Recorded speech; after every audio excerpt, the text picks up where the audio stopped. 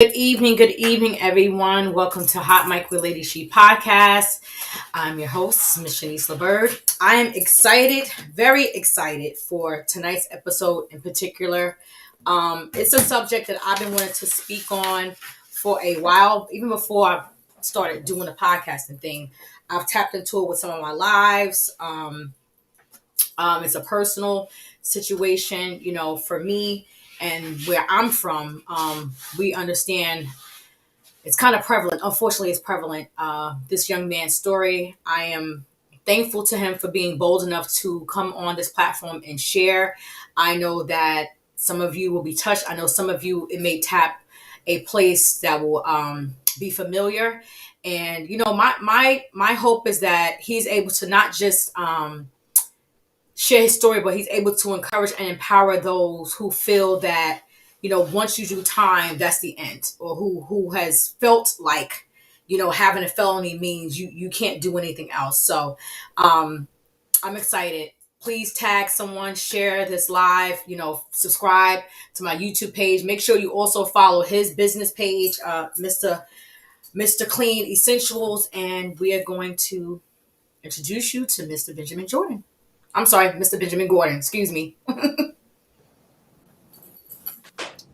Good evening, Mr. Gordon. Good evening. How are you? I am awesome. I am wonderful. Thank you so much for coming on to Hot Mic with Lady She. This is going to be exciting for me. I just was sharing with the viewers that this is a subject that is close to the heart. Where I'm from, from Hempstead and growing up on Terrace Avenue, I've had to encounter and witness a lot. So I just want to thank you for, being bold enough to share your story, being, transparent enough to allow people to hear your journey and how you become the man that you have become. So if you want, you can introduce yourself as you see fit. Let me fix my braids sticking out. Good evening, everyone. My name is Benjamin Gordon. I'm from Rockville Center, which is not too far from Hempstead, and it's in Nassau County. I'm just happy to be here, happy to have a chance to talk to people. And what I'm doing tonight, I do with a couple of brothers that's been through the struggle, through the streets that like I've been. We all keep each other kind of strong. Awesome. Tell the people what you do now. I just gave them a little glimpse, but you can share while I get my little questions together. Currently now, I have a cleaning franchise, and I'm also a part of a hedge fund, and we're also dealing with a lot of real estate and renovating properties now. Love it. All right. So I'm just gonna jump right in. So you shared that you're from Long Island. You're from Rockville Center. Tell me what growing up in Rockville Center was like. Shout out to Rockville Center. I got a lot of peoples out there. True story. Hempstead, Rockville Center kind of connected. Yeah, Rockville. We all connected. Just Peninsula Boulevard. The facts. Yep. It's a little drive. M15 and 16, right there. That's it. Yeah. Growing up in Rockville Center is a small, tight-knit community, and on the west end, it's only but so many people of color there. So we went to a predominantly Caucasian school. So we was fortunate to have a good education, but at the same time we was dealing with, racial discrimination. A lot of times we couldn't even walk home from the high school after football practice and things like that. They got harassed. But in that community, we learned to love each other because the apartments were only but so big. We was all family. We all family in a really tight community. We all family. Everybody knows each other's mothers and parents, and real tight community. Right. So now, I had someone on last night that's from Hempstead, and if you saw white people, we was thinking like you was either buying crack or on crack. Like we didn't really see white people, going to school with us. It was predominantly black. So what was that like? Like were you into sports? Like what was that like? It had to be hard. What's funny? The flip side of that was when we went to Hempstead or Freeport or Roosevelt, it was like a culture shock for me because I wasn't really used to being around people of color. Right. So I was Wow. nervous around my own people for a while, and then it was like we was also nervous up there because we couldn't. We was taught, not to mess with them people, not to do too much. So we had an inbred fear from our parents just for a survival instinct type of Wow. situation. So we was dealing coming from what I was saying that you was dealing on like two levels, but we got both best of both worlds. I can see that. I can see that. So you said your parents were giving you like, you know, the rundown of like, okay, this is the area right here. Like you don't want to do A, B, and C. Like, so how did that feel being told that you have to feel a certain way about people who look like you, but be okay where you live in reference It to being around white people? it was it to me now what I learned it was a part of the systematic brainwashing. Mm, Now older, what does but that it mean? was What is it was that? my normal for years. It was our Right. normal for years.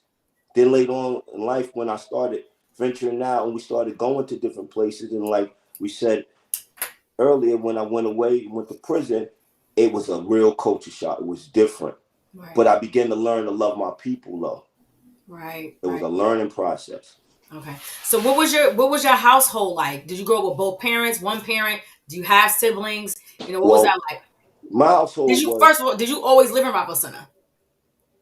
I grew up in Rockville Center, and then I lived other places afterwards. Okay. Now, I grew up at first. My mother raised us. Okay. Then she got married afterwards again, and I had two sisters out of that marriage. Okay. I had a stepfather, and it Okay. was it wasn't growing up without a father was kind of it was rough. It Hmm. was rough. It was rough. It was difficult. So I had to find myself as a man, and I found it through the local drug dealers, the junkies, Hmm. the pimps. So I started looking for guidance in all the wrong places. My uncles was sometime there, but they had their own families, and they done moved out the hood, and they kind of coming back was kind of it was a part time thing, wasn't a full time thing to Right. raise me. Wow, I like how you said it was a part-time thing, not a full-time thing. That was deep and that was different. Now I want to tap back into like the household because one thing I do know, I had a conversation with two parents recently about the father's child was living in a home and now he's remarried and they have their children. And he was taking it very personal that the son wanted to see his mom who, wasn't doing Hmm. so well. And I said, it's you're not going to understand him until you have real conversation and put yourself in his shoes. So what was it like, you have your stepfather because you said you didn't have a father, but you had a father figure in the home. You did not, say I had a father figure or I had a stepfather. You referred to him as your sister's dad. What was there some type of glitch there? What was going It on there? see what and it was a glitch, and Hmm. it is, and it honestly is still a glitch today Hmm. because see what happens, and now that I start studying when you get older and you don't start correcting the problems that you had when you was a child, you bringing them Yeah. into the relationships, and then you cast them on to like generational curses onto your children. So my stepfather, he had problems when he was a child. He never had a mother or a father. Hmm. So he didn't really know how to love, especially love somebody else's kids that wasn't his. So I was never, he never, he never even considered me as his stepson. He Wow. never even considered me as his son. I remember as I started healing, getting older, I remember one day I had to be about, I'm 50 now. I had to be in my 40s, Hmm. maybe in my 40s, Oh, this was kind of 35. recent then. Yes, recently, Okay. and I bring my sister to his job right before he retired, and he was like he introduced my sister as his daughter to everybody, and didn't even introduce me because I was nothing to him. I meant nothing to him. Mm. So for a while, Ooh. I struggled with that, Right, right. and I couldn't understand why. And then later on, I found out that he was dealing with his own problems, and so now I learned to love him unconditionally. If that's him, those are not my demons. I don't have to deal with them no more. Good for He's you. still Good for stuck you. in that same place, and I'm here growing. Good. Listen, you gotta grow. You gotta grow, and sometimes you have to leave people behind. But now, having siblings, my household was basically similar. My older brother we never met his father because he was already passed away. He's a nice amount of years older than us, but there was always a weird energy. So what was that like? You know, you being as a man, your automatic energy should be, I protect my sisters regardless. Like I'm for my sisters. Like, so how is it with the dynamics of the household? You looking at two young ladies that you love with everything, and your mom for that much, and then you have to see also this person who won't even accept you. How did you treat your sisters? How, See, how was that? what happened with that, I became what's called a protector. Okay. And I realized that sometimes some days I took up the role, and I tell people, and it sounds funny, I say I'm my mother's husband. I'm my Oh sister's wow. I'm my sister's husband. I'm their protector. Hmm. And it doesn't always mean it's physically. Like if they have a problem, a flat tire, I'm getting out of my bed to take care of that. Hmm. And if their husbands or or my stepfather don't step up, I'm there for them. If I had to go for my nephews, and I'm not a part-time uncle. Mm. So I'll be there, not when I get around to it, when I have to, when it's Gotcha. needed. Hmm. So that's who I became. I had to protect my brother, I had to protect my sister, and I learned later on in life that you got to be careful of how you present yourself to your loved ones, because my sisters and them, they started. I noticed one of my sisters definitely. She started looking at guys that was like me from the streets. Got you. The Got you. fathers and protectors gotta, the image you portray, your daughters and your children and your loved ones close to you may follow that lead. Absolutely. So now, I'm a boy mom. Okay. And as far as I'm concerned, my children don't know any other man but their dad. But for me, my thinking is whoever comes into my household, they gotta love my kids. Like Yes. that's a no-brainer. That's a deal breaker. So what was it like, growing up in a home, with your mom and this person?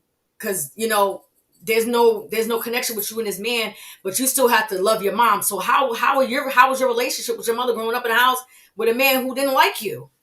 When I was younger, I really wasn't. I was going through the phases, but I really wasn't in tune to it. Then when I start, What does then that when mean when you say I wasn't in tune with it? I wasn't too. I was just living. I was just basically in Mm, the matrix, just living. I wasn't even aware of what was going on in my life. Then when I went away and I had time to reflect on my life and wonder why and where I'm at, and I started dealing with animosity for years. right. Mm, And then I had to get into why my mother allowed that and what she was going through. And me and her had to talk, and she finally explained why. And then when you start see, sometimes you gotta be open to listen to other people's side, and you gotta have say an that. understanding. And I understood after why she did that, and what understanding she was under, why she allowed something like that to happen. Hmm. So did you have two working parents, or was it also a thing where, sometimes what happens is the woman is like, okay, I'm not educated or I can't do A, B, and C. This is the provider of the house. I have to deal with this. Do you think it was a thing like that? It was like a survival? Well, my mother was always a working mom. She would never, even when my dad, I remember, which crushed me. I had to be about 7, 8 years old. My dad left us, telling my mother, like, yo, I'll be right back. I'm going to return the work truck. And I didn't see him for another 15, 20 years. And he left us in a bad situation. But my mother never been, she never folded. She didn't jump on welfare. She Right. worked late nights. My grandmother jumped in. My grandfather jumped in. That's where I got that work ethic from. Right. Right. That survival, you Right. know? Right. I got you. So now your mother's working all the time, and now you're the boy. Well, you said you have a brother also, Yes. and what's the dynamics of the ages? Well, my brother Eddie, he's 4 years under me. We're about 4 years apart. He comes right after you because you're the Yes, he oldest. comes right Oh, after me. okay. So hold on. Wait a minute now. So is you another brother Yes. that's by your stepfather? No. Me and my brother Eddie has the same father. So y'all have the same father. Yes. So he was left going you. through the same thing I was going through Right. with this man. Wow. He didn't love my brother. So now Wow. immediately I had to protect him from the jump. That was me and him. It What were was you me and him protecting him from? from my stepfather. The same Meaning thing. what? The like verbal, like just the emotional, verbal, and the mental abuse. You know, we dealt with it. I remember at times, at times this and my uncles and my people, they knew about it, and it was like it was horrible because me and my Yeah. stepfather used to get in a lot of nonsense. Right. And I remember times I watched TV and my stepfather walk in there and pull the TV out the wall and talking about I pay the bills around. You can't watch no TV here. And how old were you? When me and him I was about 11, 12. I was fighting with a Ooh. grown man at 11, 12, going through Mm. nonsense like that at 11, 12. So let Yeah, me get this straight. So you're 11 and 12. Your dad left. Why did your dad ever give an explanation as to why he left? because my father loved the streets more than he loved his family. So what was your father's life like? Like, was he, when you say the streets, what's the streets mean? My pops was a Rolling Stone for real. That's where I got some of my nonsense from. My father loved women. My father loved drinking. My father would love selling drugs. My father just came home about 5 years ago from doing 22 years, 23 years. He Wow. did this time at 40 some years old. Do you If you mind check sharing my what he father, went to jail for? Like, what? yes, if you check my father's name in Nassau County, he got arrested in Nassau County. He beat Nassau County in trial. He had over 30 years in Nassau County, but he gave them all their time back. But Wow. my father was a street dude. He went to jail for selling narcotics in Florida. They caught him with a bunch of drugs, and my father, he told the judge. They asked him, of course, to snitch, and he said to the judge, "Listen, let me tell you something. Every drug I sold in my life, I sold for the police. For the police, Wow. take me to jail." And then what happened after that? The judge told him, "Oh, you want to be smart," and gave my father like 20 some years. He said he didn't even know how much time they gave him because they gave it to him in months. And he said he did every bit of his time, and every time somebody asked him what he was doing, he said he was going home. Wow. So my father's very intelligent. He was Right, right, doing he was doing what you do. He had a scholarship for that. I think when 98.7 Kiss was around, he had a scholarship to be a radio disc jockey. He played right. basketball, and he came to New York. My father was very, very intelligent. While he was locked up, he wrote a couple of appeals for, matter of fact, Jesse Jackson's brother that's incarcerated in the feds. He helped him with his case.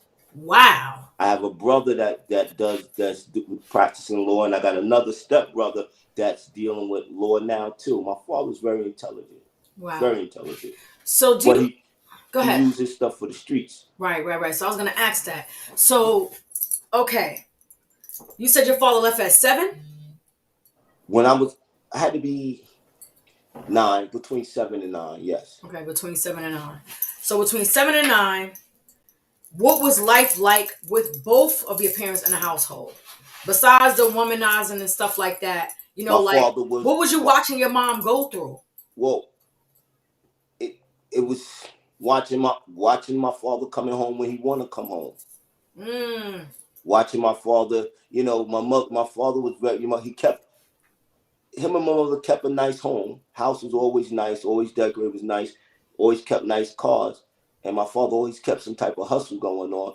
But he was never he was in the streets. But did you know what he was doing at 7 and 9? I was too young to know what he was doing. Okay. I just know I idolized him. Mm.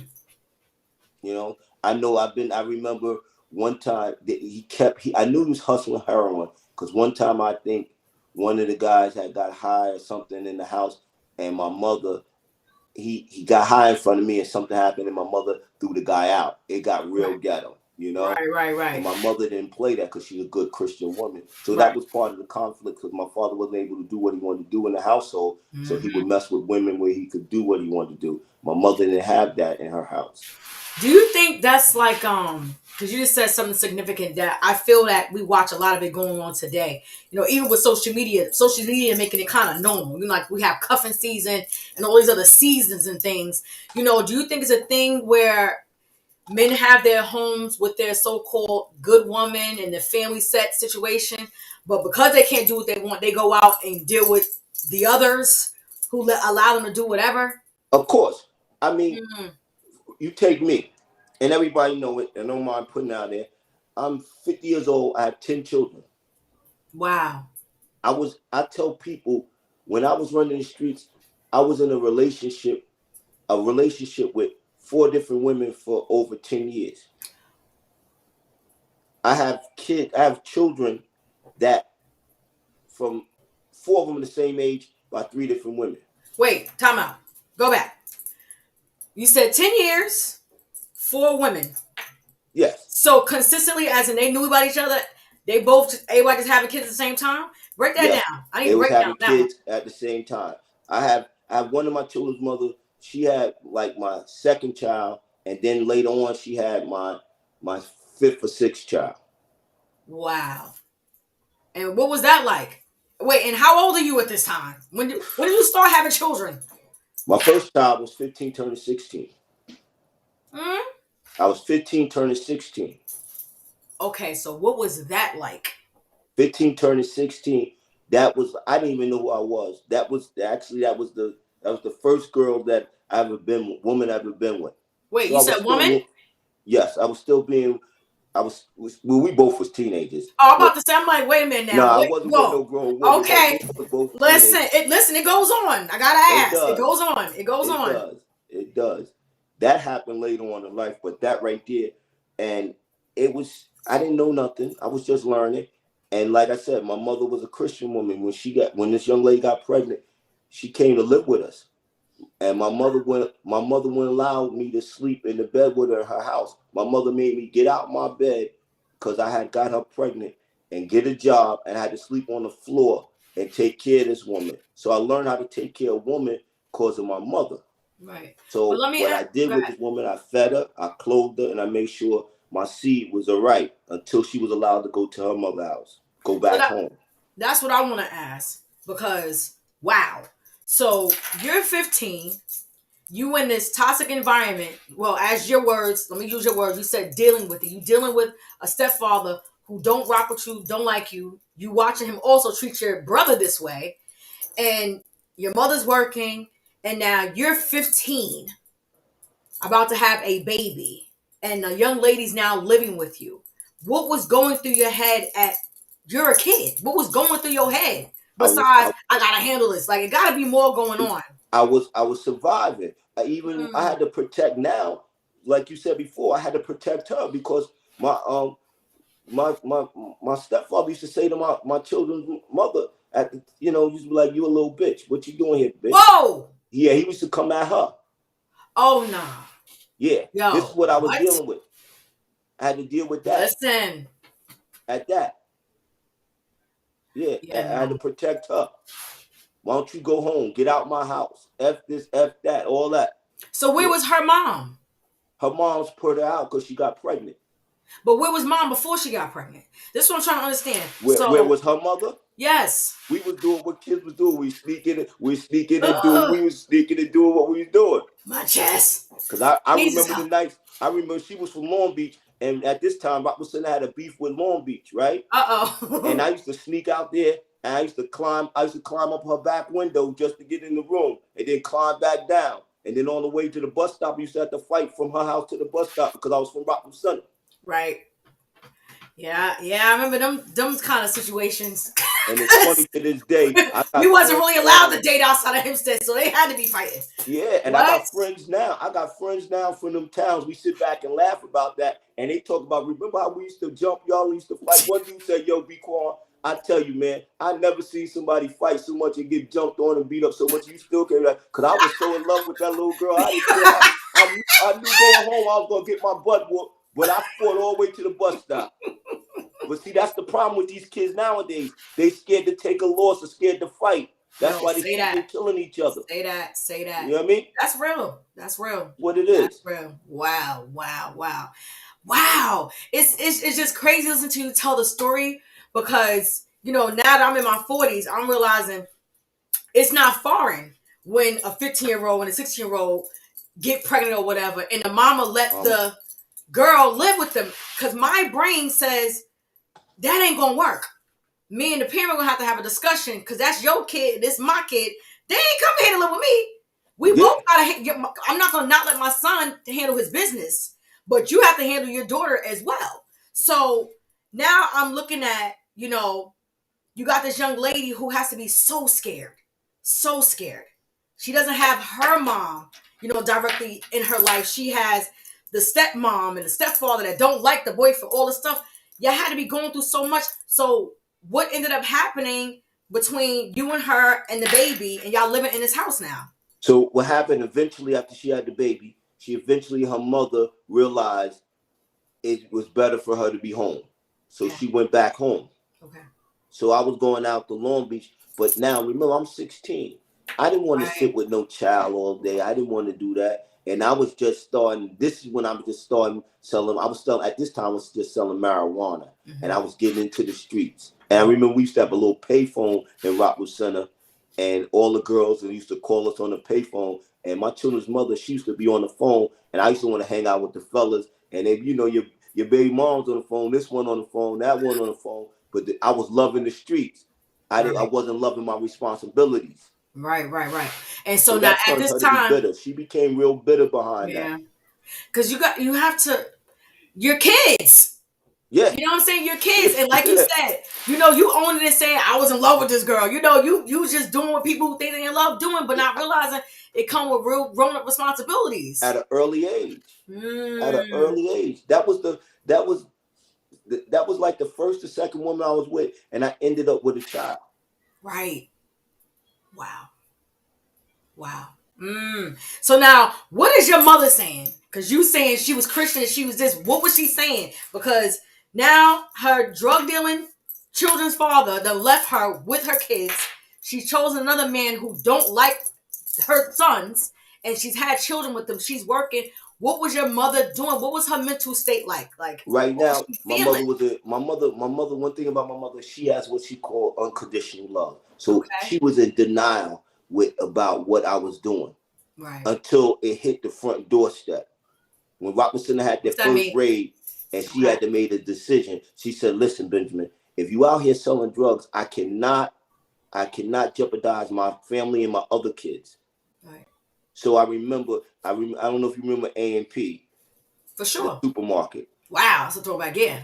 Yeah, I went and got me a carriage from A&P, and I moved all my belongings in the carriage to one of my friend's house, which I was able to hustle out his house, and then it just got worse.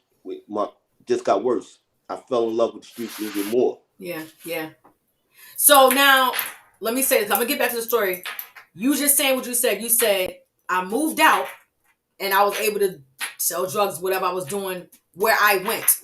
Do you kind of understand how your father was kind of like? Because he went wherever he could do what he wanted to do. I didn't even. At this point, I was just going through the motions. I didn't even analyze it. Now is where you are right now. Do you understand? Oh, I understand and see the similarities. Yeah. I understand the path. That's why I try to teach my children and teach anybody else that talks to me. I try to give them this education because I didn't even realize I was doing the same thing that my father was doing. It's a pattern. It's a generational curse. So you do understand that as generational curse. Whew! Mr. Benjamin. Wow. You have to work on it. Like, even I tell people now, even to this day, because now with my business, sometimes it requires me to be out at 3-4 o'clock in the morning. Right. And you know what happens sometimes with me? Now here I am. I got a brand new truck. I'm all right financially. Sometimes my old behaviors kick in. Mm-hmm. Oh, Benjamin, go call this girl. You can go over there and lay up with her, or go do this. Go hang with I fight them demons sometimes, because I tell you, when I tell you I love the streets, I love the streets. Yeah. So you gotta be, honestly, it's almost like dealing with AA with me, in NA. That's why I keep brothers that's recovering. Tell people what you're talking about. Well, in AA is a group of people that's recovering addicts, NA recovering addicts. So I deal with brothers that's recovering from the streets. Mm-hmm. So I deal with my cousin that he used to hustle. Now he's doing good in California. A friend of mine named Klean from Hempstead. He's no longer in the streets. So we all get together and we talk and we mentor each other and keep each other like, yo, you can't do that. Because sometimes these brothers out here, I have you ready to pick up your and go out there and go to and no, you can't do that no more. You know what I mean? Yeah. And then sometimes people see you in the streets, they ask you questions like, yo, bro, how much you got this food? I don't do that no more. Right. Or I got this, what are you talking about? I don't do that. And even sometimes as you going good and you still paying your taxes, working hard, there's still people out here still swear that you out here hustling. And I'm not doing the goddamn thing. Yep. That's the truth. That's the truth. It's true. It's true. So let me go back now, because what you said was very vital. And this is why I really wanted you to tell your story, because you said the people you're around is like we're in AA and NA, which is, Alcohol Anonymous, Narcotics Anonymous, or whatever. You are in a setting, you surround yourself with people who have the same mindset of we can't go back there. Right? Yes. How important is that? It's very important because life gets hard. And sometimes you revert back to what you know. Right. And you got to be able sometimes, but then over practice, you start erasing that. Like recently, I had to pay a couple of big bills. And sometimes, when you low, you like, yo, you know what? Maybe I do a little some of this, but then you realize, nah, it's all right. It's all right to be low because I'm a be up. Right. I just gotta hold on to the next. I'm gonna be all right. You know what I mean? And then sometimes you don't want to touch. You can't touch, or you don't want to touch your kitty. So you learn to deal with life on life's terms. Explain what that means. Okay.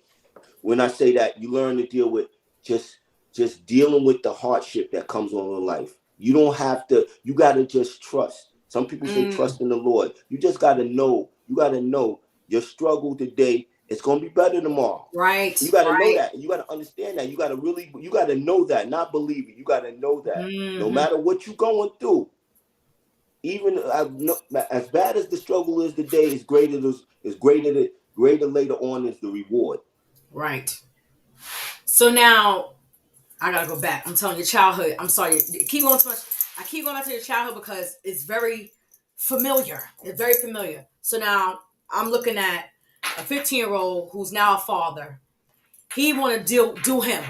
You know what I'm saying? Okay. He want to do him. He want to have this one over here, this one over here. Now, the baby and the mom is now with her mom. So now you are officially out of your mom's house. Yeah. You're at your friend's house doing you. So when did it start being a thing where now you're getting arrested? And what are you getting arrested for? Okay.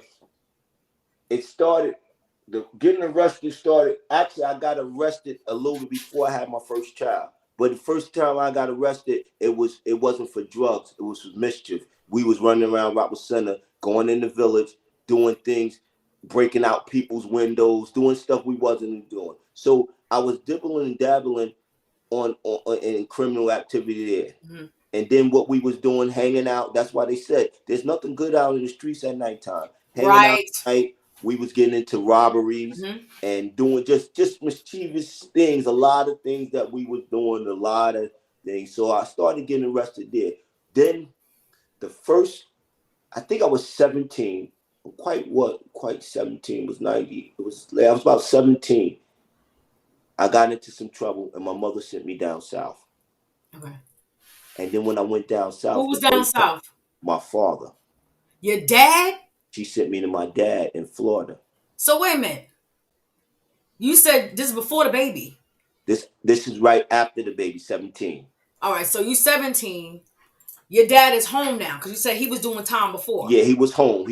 At this time he was running around down south doing home. But one thing you got to remember, one thing I didn't say, one thing about my father, his mother, his aunts, his uncles, they was like gypsies. They all moved together. They all came to New York together. You know They those. all went Yeah. to Florida together. They Mm-hmm. all went to Tallahassee, Orlando, and Georgia. Mm-hmm. My grandmother, later on I found out, used to carry all the drugs for my father. Wow. You know what I mean? So Mm-hmm. it was like I was like born into my father's side. My mother kept me from it for a while. She shielded me, but they was into these streets hard. Yeah. You know what I mean? So Mm-hmm. she sends me down there. It was like a family thing. Yes. So Right. when I get down, when I get down, I believe it was Orlando. I get down to Orlando. It was Orlando first. I get down there and I'm missing New York because I'm calling. My friends are doing everything, and I was trying to hold on to my girlfriend while I was down there. But then I got into it with my father, and the first time I really got arrested was with my father. Me and him was selling drugs together. Wow. And what was that like? I Now wait, remember, let me ask you this. So when you went down to Florida with your father and you see like this is what they do, was it like normal? Like, okay, well this is what we do. yeah, it was normal. I just went Wow. back in there, but at first it was my mother warned me, and I didn't see it when I first stepped in. I really didn't see it because it was like it was a shield. I knew my father had money, and I saw him going to work and doing different things. Then later on, I realized what he was doing. And when I couldn't find a job right away, I started doing what he was doing, and I got arrested. Like the first day on the job, I got arrested. So wait, he had a regular job, like as Yes. like some type of front, and then he was doing the hustling. Yeah, my father was like he was like a con artist. My mother told me stories about my father used to he just drugs wasn't just his only thing. He only sold drugs. My father did a lot of things. My father used to go Like to a what? police station and used to walk around walk himself around in a wheelchair and beg for money and come for money. Stop. My father stick up. He used to do robberies, drugs. My father was a street, like when I tell you street cat, street cat. Like I remember when I was in Orlando, he made up a resume. He was never a handyman, and he ended up getting us all jobs at a hotel. He became the handyman in the hotel. Wow. And he said anything I need to know, I could either Google it or even read it, and I could figure it out. So he needed to fix something. He read and fixed it, but he didn't have no experience. He lied. So his intellect helped Yes. him to be manipulative and Janet Jackson came to wow. Orlando, and my father told me, he said, Ben, I want you to go buy all the pictures you can find of Janet Jackson. And you're gonna bring me some construction paper. And he did calligraphy, and we laminated, and we was out there selling posters. Janet Jackson hits Orlando, Janet Jackson hits Orlando. We made over $1,000 that day selling posters. Yo, So that my is different. father, my father's different, and he's Right. a great manipulator. My father's Wow. 70 years old right now, and his he just had a baby from a 30-year-old woman. Like just had like this 2021. Yes, my brother by my father is only 4 years old, maybe 5 years old. So wait, how many children does your actual dad have? He say about 5 or 6, but he really don't know. Benjamin said he don't When know. when I was What? 16, I met a brother of mine that lived in Hempstead. Wow. And how did that happen? Because my brother's mother always told him that he had brothers in Rockwood Center. Oh, So so the brother knew. yeah, he knew, and Wow. my mother knew too. So Ah, what happened? But my mother never told me. because she was So the protector. yes, so now we had the Rockwood Center EOC, and it was a guy Uh-oh. by the name of Mr. Finney. He used to run the EOC. He had a son named he had a son, and his son, my brother went to his son and said, I know your dad works in Rockwood Center. I believe I have brothers in Rockwood Center. So he came in and met me and approached me there. Wow. So My what did father what never did you told me. say? Hmm? What was you I was so you were just like, nonchalant, okay? cool. Yeah. And when I finally went to live with my father, I told him I met my brother at 17. What'd he say? He just like me, like, okay, how he doing? Okay, good. Because he ain't take care of him either. He said he was like me, nonchalant. Wow. Yeah. My Wow. father, my father was different. My father, right when I went to Orlando, and it's a story. my father's wife, my father's wife named Kathy, and she was blind in her eye, right? And I asked her what happened. She said because of my father messing around with women, some woman stabbed in her eye. Like Nah. my father's different. Like But wait, so he actually got married to someone. my father don't care about getting married. Get married and get divorced quick. My father, he different. That dude different. Benjamin said. He called me on his birthday and said, now he been out of jail for about 5 to 10 years. He called me and said, today's my birthday. He said, you gonna cash at me something? I just bought my house and I was on my gorilla. I was tight. I said, what is this? The birthday shakedown? Nigga, I ain't sending you nothing. You got grandkids up there that you need to Oh man, see. I gotta meet him, man. He different. Entertainment for He different. real. He different. Wow.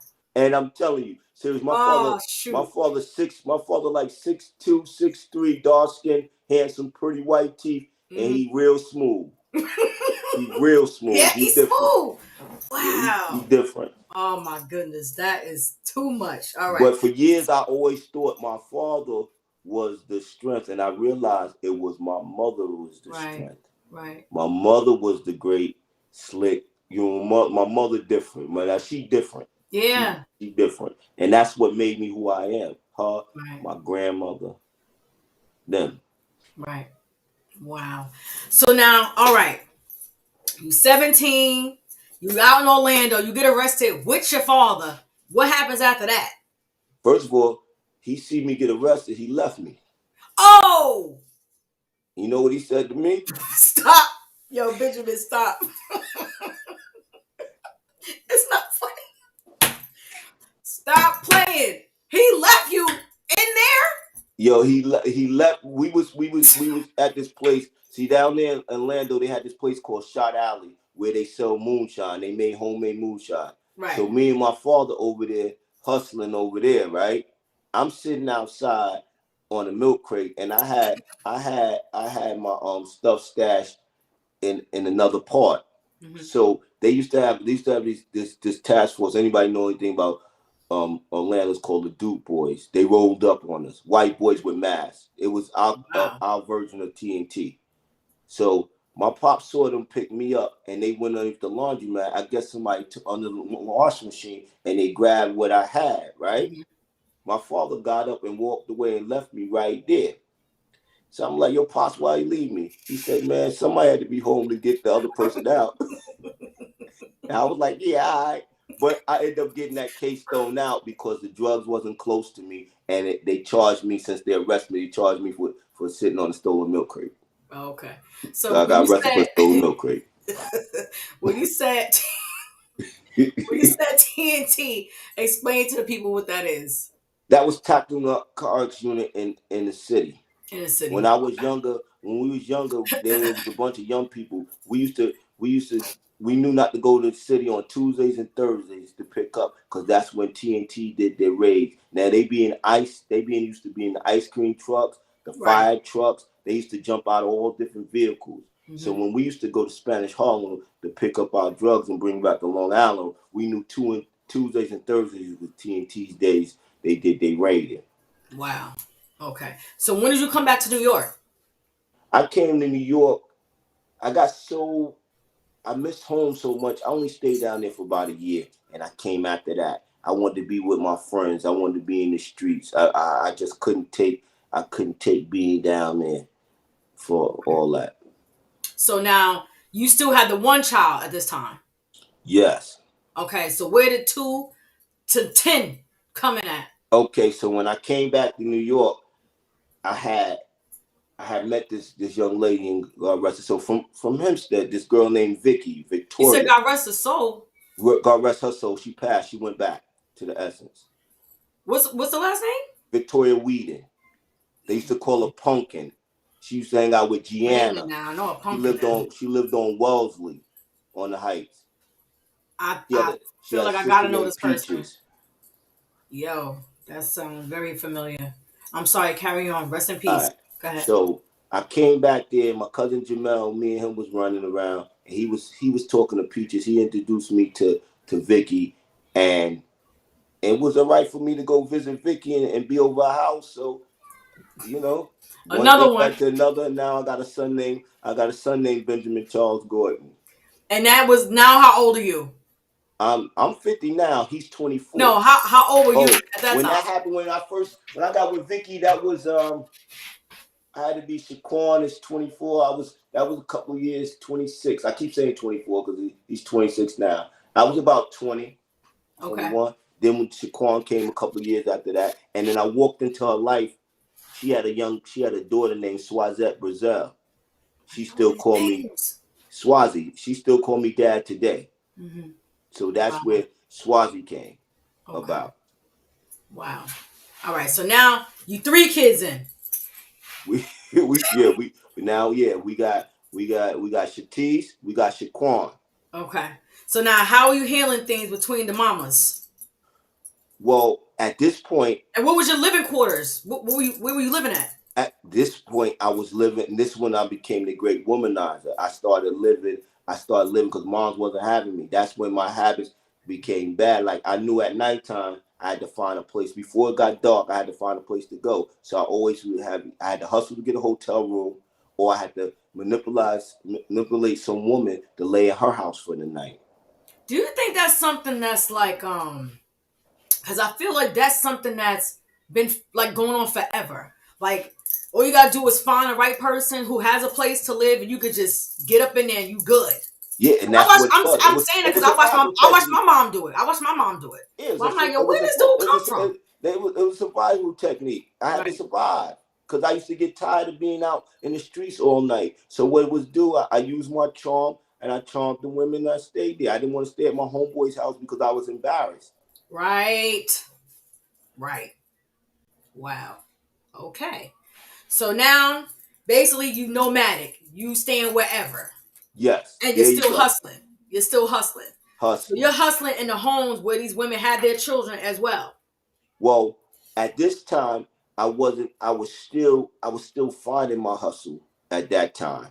Okay. I would hustle in Rockville Center and I would come back to Rockville Center. I didn't take my show on the road. I only sold drugs in Rockville Center. Gotcha. Okay. Okay. So was it a thing where like, okay, because I'm trying to picture it. You guys live in a okay. Rockville is predominantly white. Got you. I know it's an expensive place to live. Now, so did you and your sisters and your brothers or whatever, you guys grew up? I know there's projects out there. Yes. So is that where you guys lived or you guys Yes. lived somewhere else out there? When we lived in Rockville Center is broken down into two parts for people of color on the west end. It's Old Mill Court and Meehan Lane. Right. Now, there's an inside joke between the people that live in Rockville Center. They be like, yo, you from Meehan Lane. You're a Meehan Lane nigga, or you a Rockville Center, or you're a Old Mill Court nigga. I grew up when my father was living with us. I was from Old Mill Court. Mm-hmm. Then when my mother had my two sisters, she moved to Meehan Lane, and we was in a 3-bedroom apartment, which was 13. Okay. That's the apartment she put me out of. Oh, Then okay. when me running the streets and everything, she moved to a 4-bedroom down the street. Mm-hmm. And I went back there for a little bit, but now I done had a taste of the streets. I wasn't trying to come home at 10, 9 and can't bring nobody in my room. It was like You trying to want to do bring an you? outside cat inside, trying to domesticate me. I was too far gone. You know what I mean? I can't do this. You shaking out. You Yeah, I shaking couldn't do out. this. Right. Wow. I'm done. Oh my goodness, I cannot. All right, so now you got 3 kids. You're 20 years old. You're trying to find your way in the streets, whether it's Rockville Center or whatever. Then where is the barrier where you start getting incarcerated? And why Okay. wasn't it a thing where you could stop Well, with the see, what street? happened now, like I said, it's now it's survival. I tried to work. I got locked up. I got arrested. I got arrested. I got arrested. I got arrested for selling the Rockville Center, and we was gonna fight the case. I ended up doing a 6-5, which is What six. is that? That's Okay. 6 months, 5 years. 6 months, 5 years. Okay. That's county time. You do 4, you come home. Wait, 6 to 5. You said they sentenced you to 6 to 5. It's called 6-5. They give you 6 months, 5 years probation. Oh, 5 years probation. Yeah, back in the days. It was a typical setup because they knew your black ass was gonna get in trouble again. So this time now you gotta do all that probation time too. Now explain to people who may not know. I'm not being funny. That don't know what probation is. Okay, probation is it's just supervision. They supervise you while you're in the streets. You got to report it. They try to monitor your behavior, and it's just another way of the system of building a record on you.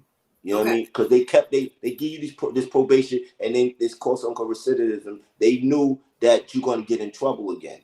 Right. So now when he gets in trouble, we got, okay, let's say I did 2 years on probation. I got 3 years of probation left. So they can give me 3 years on top of that probation, on top of the So new charge. so when they say you violate probation, you're saying if you do something out of sorts that can get you arrested within the time, like okay, if you get in trouble like within the 2 years of you being on probation, you now have to do 6 years in jail. How You got to do, explain that? no, you got to do, okay, 6 years, 6-5 is 6 months, Right. 5 years probation. Right. Okay. Now, when you get in trouble, they can violate you up to what's the remaining time on your probation. That 5 years, they could violate you, but they usually violate you in increments of like 90 days, 90 days, 90 days. And you don't even have to get a charge. Let's say if your PO had it in for you, and let's say he come to your house and you're not in the house at 11:30. Right. He could violate you for 90 days on that. But then after the 90 days, does it start your whole probation thing all over again? No, because what happened is your 5 years start from the time that you got that thing. So you want paper for 5 years. Now, are you Oh, going to do? period. Yeah, are Period. you going to do Okay. the 5 years? Are you going to do the 5 years in the streets, or are you going to do the 5 years in incarcerated? It's up to you. It's your decision. Let me ask you this. Because I saw something. I believe I shared it some time ago with Judge. Let me get her name. Very pretty black woman. Judge Tillery. I feel like I'm saying her name. Tolan, or something like that. I know she's on the that weird show now. She's on the what do you call the boot camp? Whatever. She's on that show as a Okay. judge. And I remember seeing a segment of hers where she had a young man come in, black guy, with two women. His wife, I believe she was trying to divorce him, and he had a pregnant girlfriend with him. The pregnant girlfriend was doing the most, like she was just extra, right? And Mm-hmm. so towards the end, where she's giving her judgment or whatever, um, the young man says something about, oh, I could do the time. Something about he's Mm-hmm. a felon and he could do the time. And her energy just changed. And she said, but why though? And she explained that she had, I believe she was still in college and law school or something. She was doing something, or she wrote a paper or something about the 18 mark or the 17 mark. Basically saying that black young men were coming in droves to her court and she was tired of it. And she said a lot of them were saying, I'll just do the time. And she said, and it made him cry actually. And she said, you need to understand that your kids need access to you, that they're hurting when they don't have access to you. How does that statement make you feel when you think about, the times you went to jail and you had children out here? Like, what was going through your head? What do you think about now when you think about how your children were hurting when you were going in and out of jail? It's good that you said now, because at that point I was so selfish and so Thank you for brainwashed. saying the word I didn't selfish. even I didn't even care. I Right. didn't even think about it. It wasn't even a thought. It was all about me. And then I was brainwashed to the point Mm, where I thought I was selling drugs to take care of my family. I had to do this right. for my kids. I gotta make this happen for my kids. What happened, what made me quit the game was I got to the point I didn't want to do no more time. And Mm, then I had it, which was crazy. I had it all worked out in my head. I said, you know what? I haven't been in trouble for 10 years. Next time I get in trouble, I only got to do 4 months. The next time I get in trouble, I'll do 3 years. So the 10-year was the mark. If you stay out of trouble for 10 years, I was going to be a wow. career. I had to make out I was going to be a career drug dealer. And Wow. I never wanted to be big. I always stayed low. I tried to Hmm. stay low underneath the radar. And I got bigger than what I wanted to be. because it was just this person introduced me that person introduced me that person. I got bigger than what I wanted to be. But then all of a sudden the game changed for me. How so? My friends got picked up. It wasn't no more the states. My friends started getting picked up by the feds. So me, I always kept a lawyer on payroll. I sat down with my lawyer. My lawyer said, Benjamin, that 10 years that you stayed at trouble, that means nothing with the feds. I said, what do you mean? He said, Explain this? All right, you all saying right, with the Fed? Yeah, on, explain that. in New York, on the Eastern Seaboard, long as you stay out of trouble for 10 years, they cannot charge you for crimes that you done 10 years ago. Okay. That state, As an estate cannot. state, that Okay. state, county, that's all that, Right. right? So Okay. let's say I just came home and I catch a new, as we say in the streets, I catch a new one. I catch a new felony, a new charge, right? I do Right. something else and get arrested, right? So now they gonna hold the old charge against me plus that charge, right? Okay. So that enhances my time. By law, they can do that. That's the law, Okay. okay? Oh, that's Because where it comes in with the whole rap sheet thing. you're predicate, you're a repeat offender, Right. okay?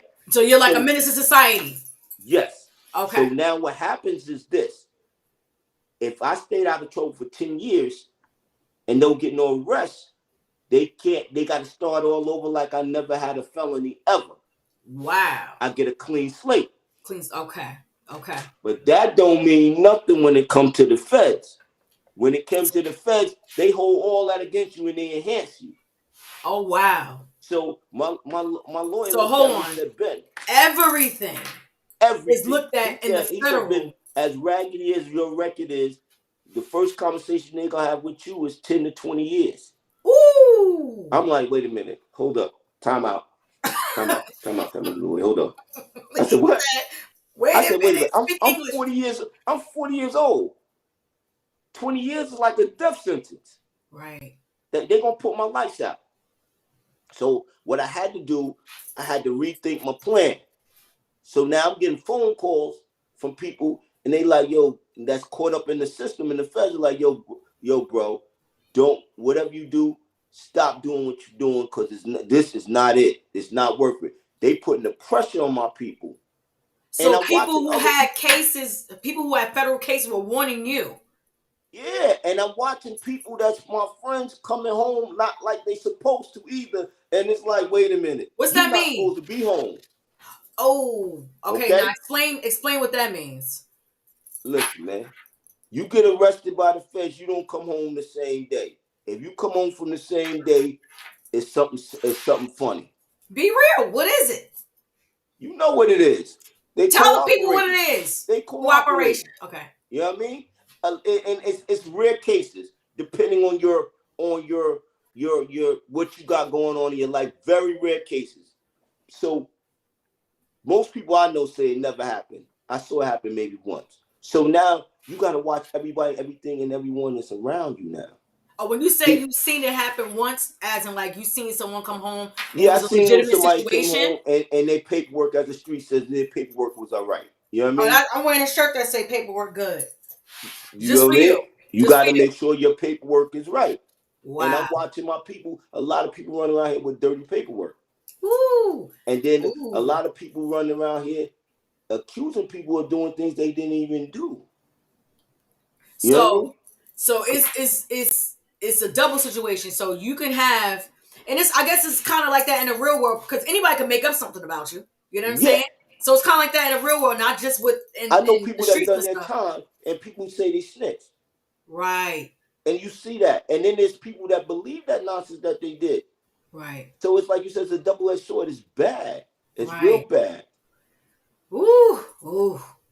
So now, what was it like? You know, now that you're older, your children are older, they're able to express themselves. Have you ever had to be like when you were incarcerated? First of all, what was that like? Like what was like the worst thing you saw being incarcerated? Well, when I was about 18 or so, I went to Rikers. First time I got locked up. No, I got locked up for a shooting in Hempstead.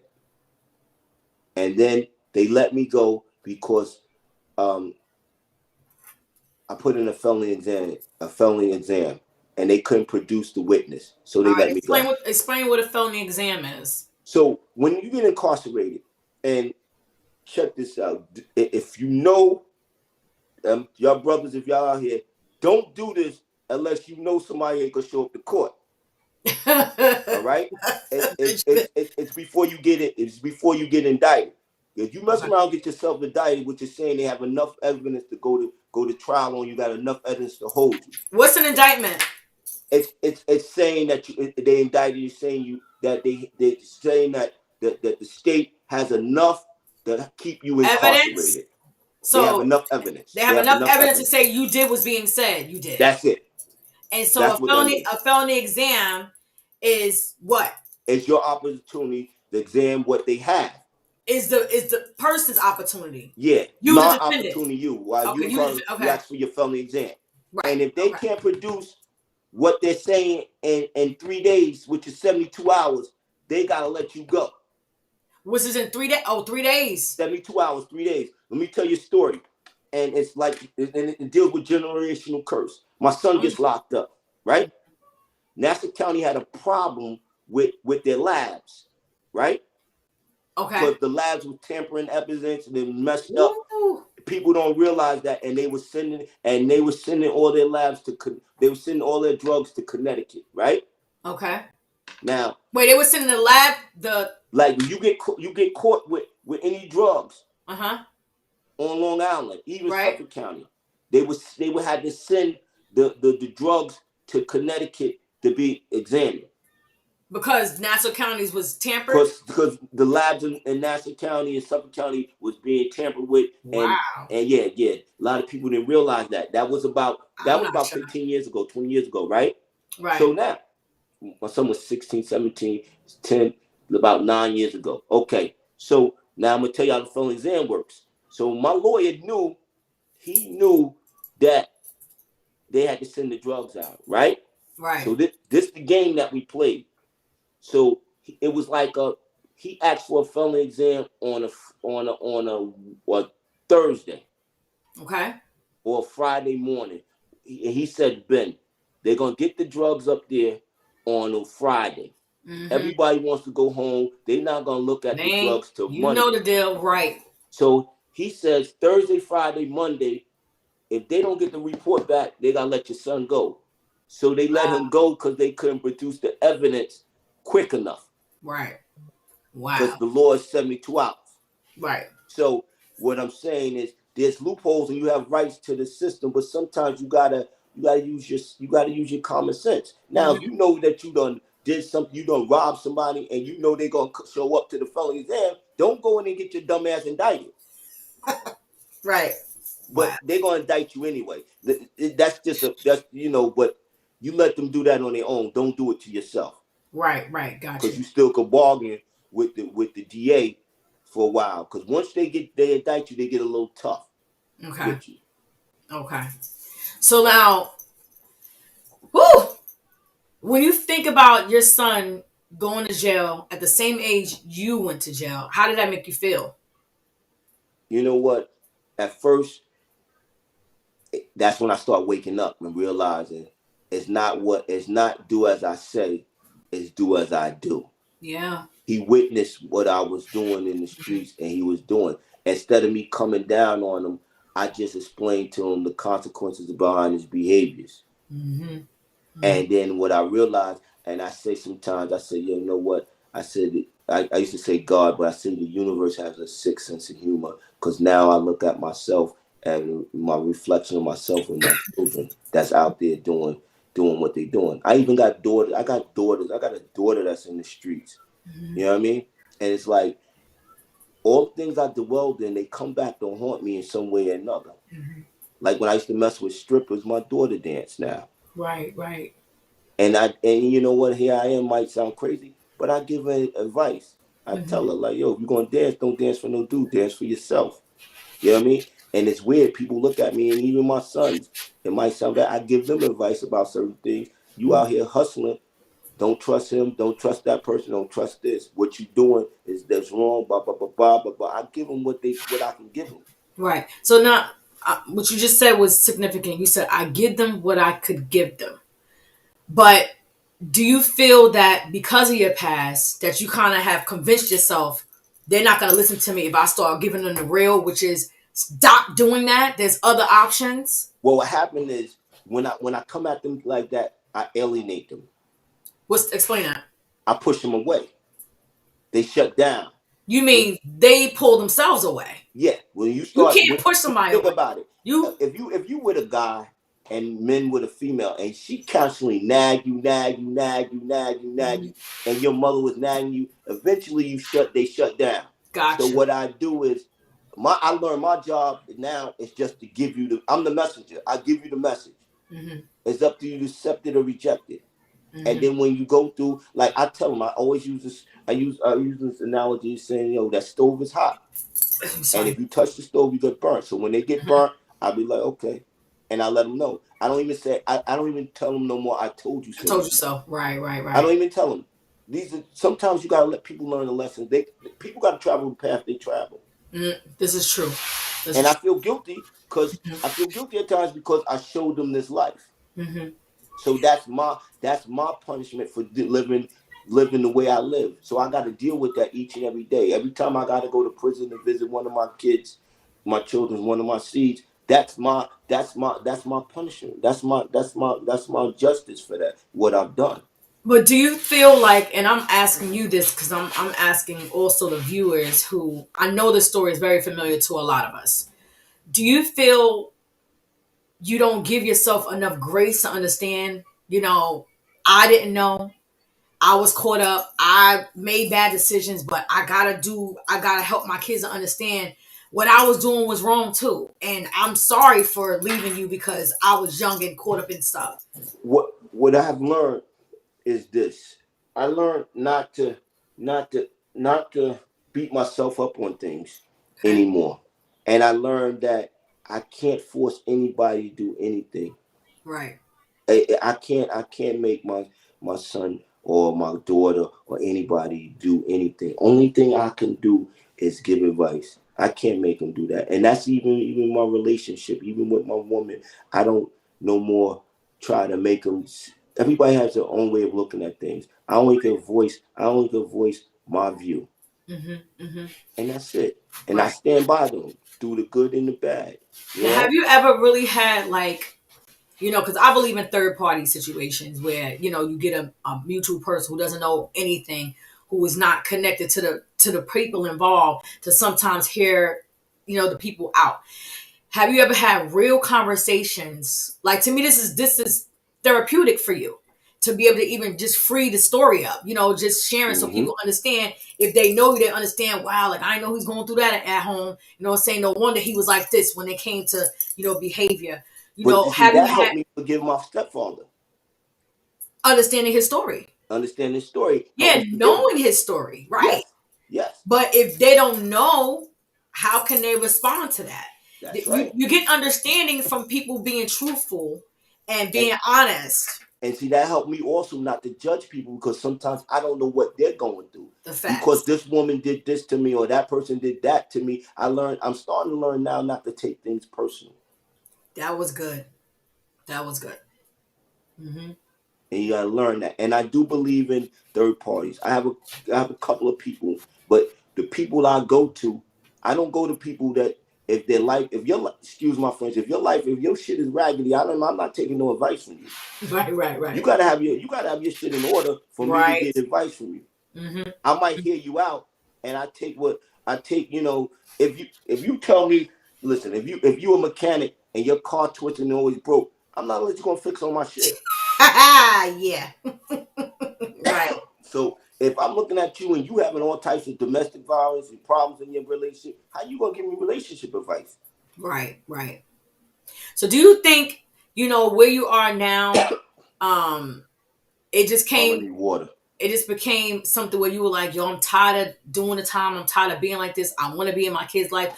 What was the changing point where you were like, enough is enough? Like, I got to do something else. I was coming through Nassau Road in Freeport. I was having a good time with two of my kids. It was September 3rd, I believe it was. It was before my daughter's birthday. I had two of my sons in there, and I was racially profiled because me and my sons, when I used to hustle, first of all, I used to stay off of Nassau Road, any hot blocks. I always drove back streets. I never wore no baseball caps and I never wore no hoods. I played by a different set of rules. Okay. Right? Kept my seatbelt on, didn't smoke no marijuana, and I eased like that. So that one day I was having a good time with my kids and I forgot I had some cocaine or something in my pocket. And I drove down Nassau Road because I was so into my kids. I just took them school shopping, and So you were hustling at this time? yes, I was hustling. Okay. So I took some time off to take them school shopping. Now we all got these baseball caps on together. We having a good time and we riding. And I get pulled over by Nassau County PD, and I realized I had drugs on me. And I look back in front of my son, and I'm like, part of me wanted to stash it on my son because I knew they wasn't going to check him. But when I saw the terror in his face, I couldn't do it. Right. So what I did was I got out the car and I had the drugs in my hand. So they searching me, and I'm laughing because the drugs are on top of the police car. And they searching me, and they can't find the drugs. They can't find the drugs. Wait, whoa, hold on. You said you got out with it in your hand, and then you kind of released it? And I have it like this, and it's underneath the police car. Right. So now it's underneath your hands on the police car. On a police car. So wow. He can't find it. So he's getting mad. So now he's looking for it. So he's like, real where it is. He's getting hyped. Because he done pulled out thousands of dollars in my pocket. So he tries to put the hands behind me, and I went to go grab the drugs. He saw us when I closed the hand, and he got crazy and pulled his gun out, thought I was reaching for something. He didn't think I was reaching for no drugs. So it looks like he's about to shoot my kids and shoot me. And I'm like, yo, calm down. I said, what you looking for is only drugs. It's no weapon. It's drugs. I got drugs on me. Calm down. Wow. And he's shaking like this, and like he's getting ready. He's yelling, and the cop over here is shaking because he saw me when I grabbed him. He had something, he's shaking, and the guns are pointed in the car towards my kids. Whoa. So now I'm talking to him, homeboy. I'm like, yo, listen, it's nothing but drugs. Calm down. I had to tell this cop to calm down. So they take me, and they go take me and lock me up. But see, they were so focused on that little shit. At this time when I was running the streets, I had a whole stash box, and I had what they would have caught me with, what I had underneath that car would have put me away for 30, 40 years. Right. So with me, they take the whole car down to the precinct. And I told somebody that didn't know nothing or knew nothing about it, I told them come pick up the car. And they drove up the precinct, went over. They drove up the precinct, and it was a bad situation. But they couldn't find it. I knew they couldn't find it because I paid good money to have what I had in the car. But I forgot to put that thing up. So getting back to the moral story, what made me quit when I looked at my son's face. When I looked at his face and he was terrified, and I told him I had to leave him, I said, I can't sell drugs anymore. I can't go away from my kids. Chills, man. So then what I did was, because I thought I was going away, I went to his mother's. I went to his mother and my other son's mother. I went to all their mothers and told them I might be going away. And I remember I had to tell another man, listen, do me a favor. I might have to go do some time. I need you to look after my boy while I'm away. Wow. And it broke my heart because I didn't talk to this nigga. This nigga was from Roosevelt. But this is the first time I spoke to him and kept it real. I seen him in the clubs before, and his partner was like, yo, he said to me before, you know him? I said, I know him. I see him every day. And his partner said to him, he said, be quiet. Who baby mother or who woman you didn't sleep with? You done slept with everybody. So this dude finally got a realization of who I was. Because I was the quiet, as they would say, I was the quiet plug. Because the nigga that he was picking up from me on the low.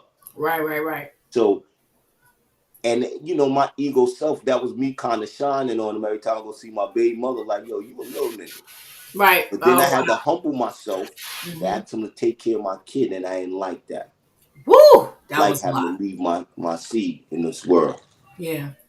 So what do you say to your son when he not only see his father have to be pulled out of a car when y'all just had a good time, but now there's a gun in his face? What do you say? What Was I there what ever a conversation about that situation? the conversation goes, it went on and it keeps on going as a daily conversation. I always tell them, listen, don't think for 1 minute in this fucking world that you can do what the white man can do. You can't ride around in your car with a hood. You cannot ride around. You can't smoke weed in your car and get pulled over. White boy get pulled over, there's a good chance he's going home. There's a Mm, possibility you going to the grave. Even so far, when we go into these businesses, they walk in there with hoods on their head. I tell them, take your hood off your head. I said, you a threat to the Caucasian. When they see you, you a threat. They just naturally a threat. So you got to move different. You got to humble yourself different. You got to speak softer. mhm, You got to look different. You can't wear like I tell them now. I said, you can't ride around here like that. mhm. You don't have the privilege to do that. Yeah. It's white privilege. You're not white. Mhm. I So remember. Yeah, I remember having it when Trayvon Martin was murdered. I remember my son. You know, these kids, these teenagers, they just wear hoodies. They don't put on actual coats and stuff anymore. Really, the hoodies is coats. So after this boy passed, and he favors my son so much, I remember him going. I think I sent him to the store, or something, but he was walking out the door and he put the hood on, and my whole chest got tight, and I just yelled. I was like, "Take that hood off!" And he turned around like, and and I to had to see stop him and bring him in to have the conversation. that's the sad reality of what we It live. was horrible. We can't our children can't It even was wear horrible. hoods. And when we go to these Caucasian neighborhoods, their kids hang on the blocks. Their It was kids hang they horrible. wear Ooh, I got hoods. chills. But our children can't do that. And but we gotta learn to accept it. We gotta Yeah, accept it it was because that's the hurtful, reality that we but live he in. understood.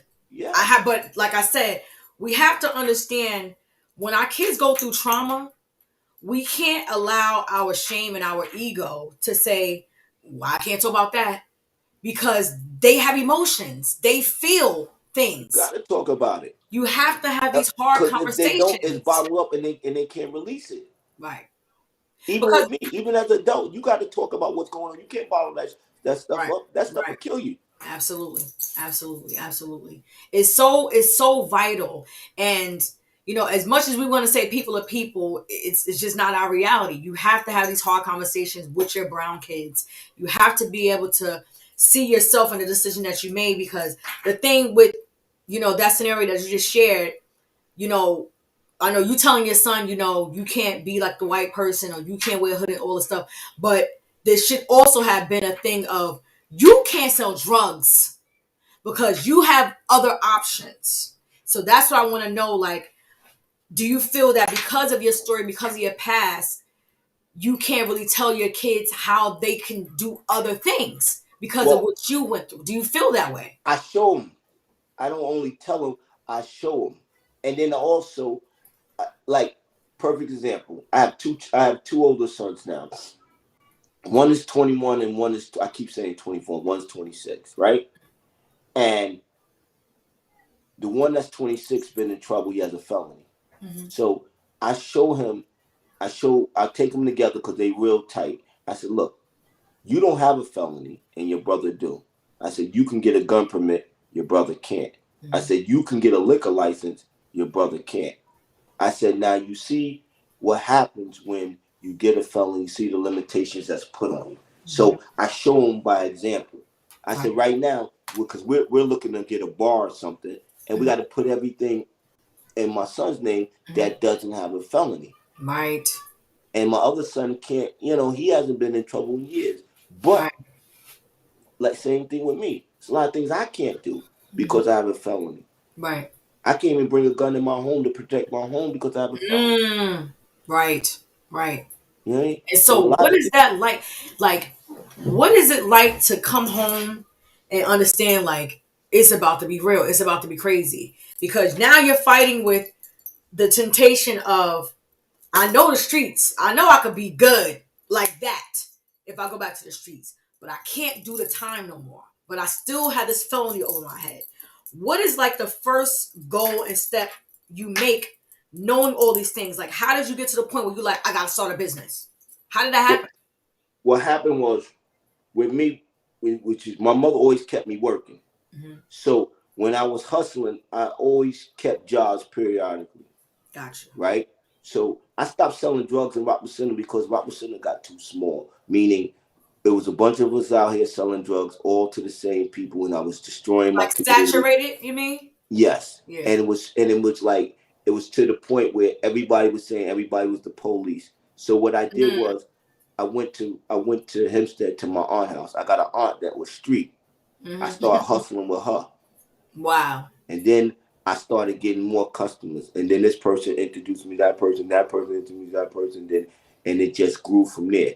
Right. So what happened now when I did all this, now I grew outside of Rockwood Center. So now I met people, and then Mm-hmm. I started meeting Caucasian people, Mm-hmm. and I ended up getting a job in the car business. Okay. Right. So now I'm selling cars and I'm hustling.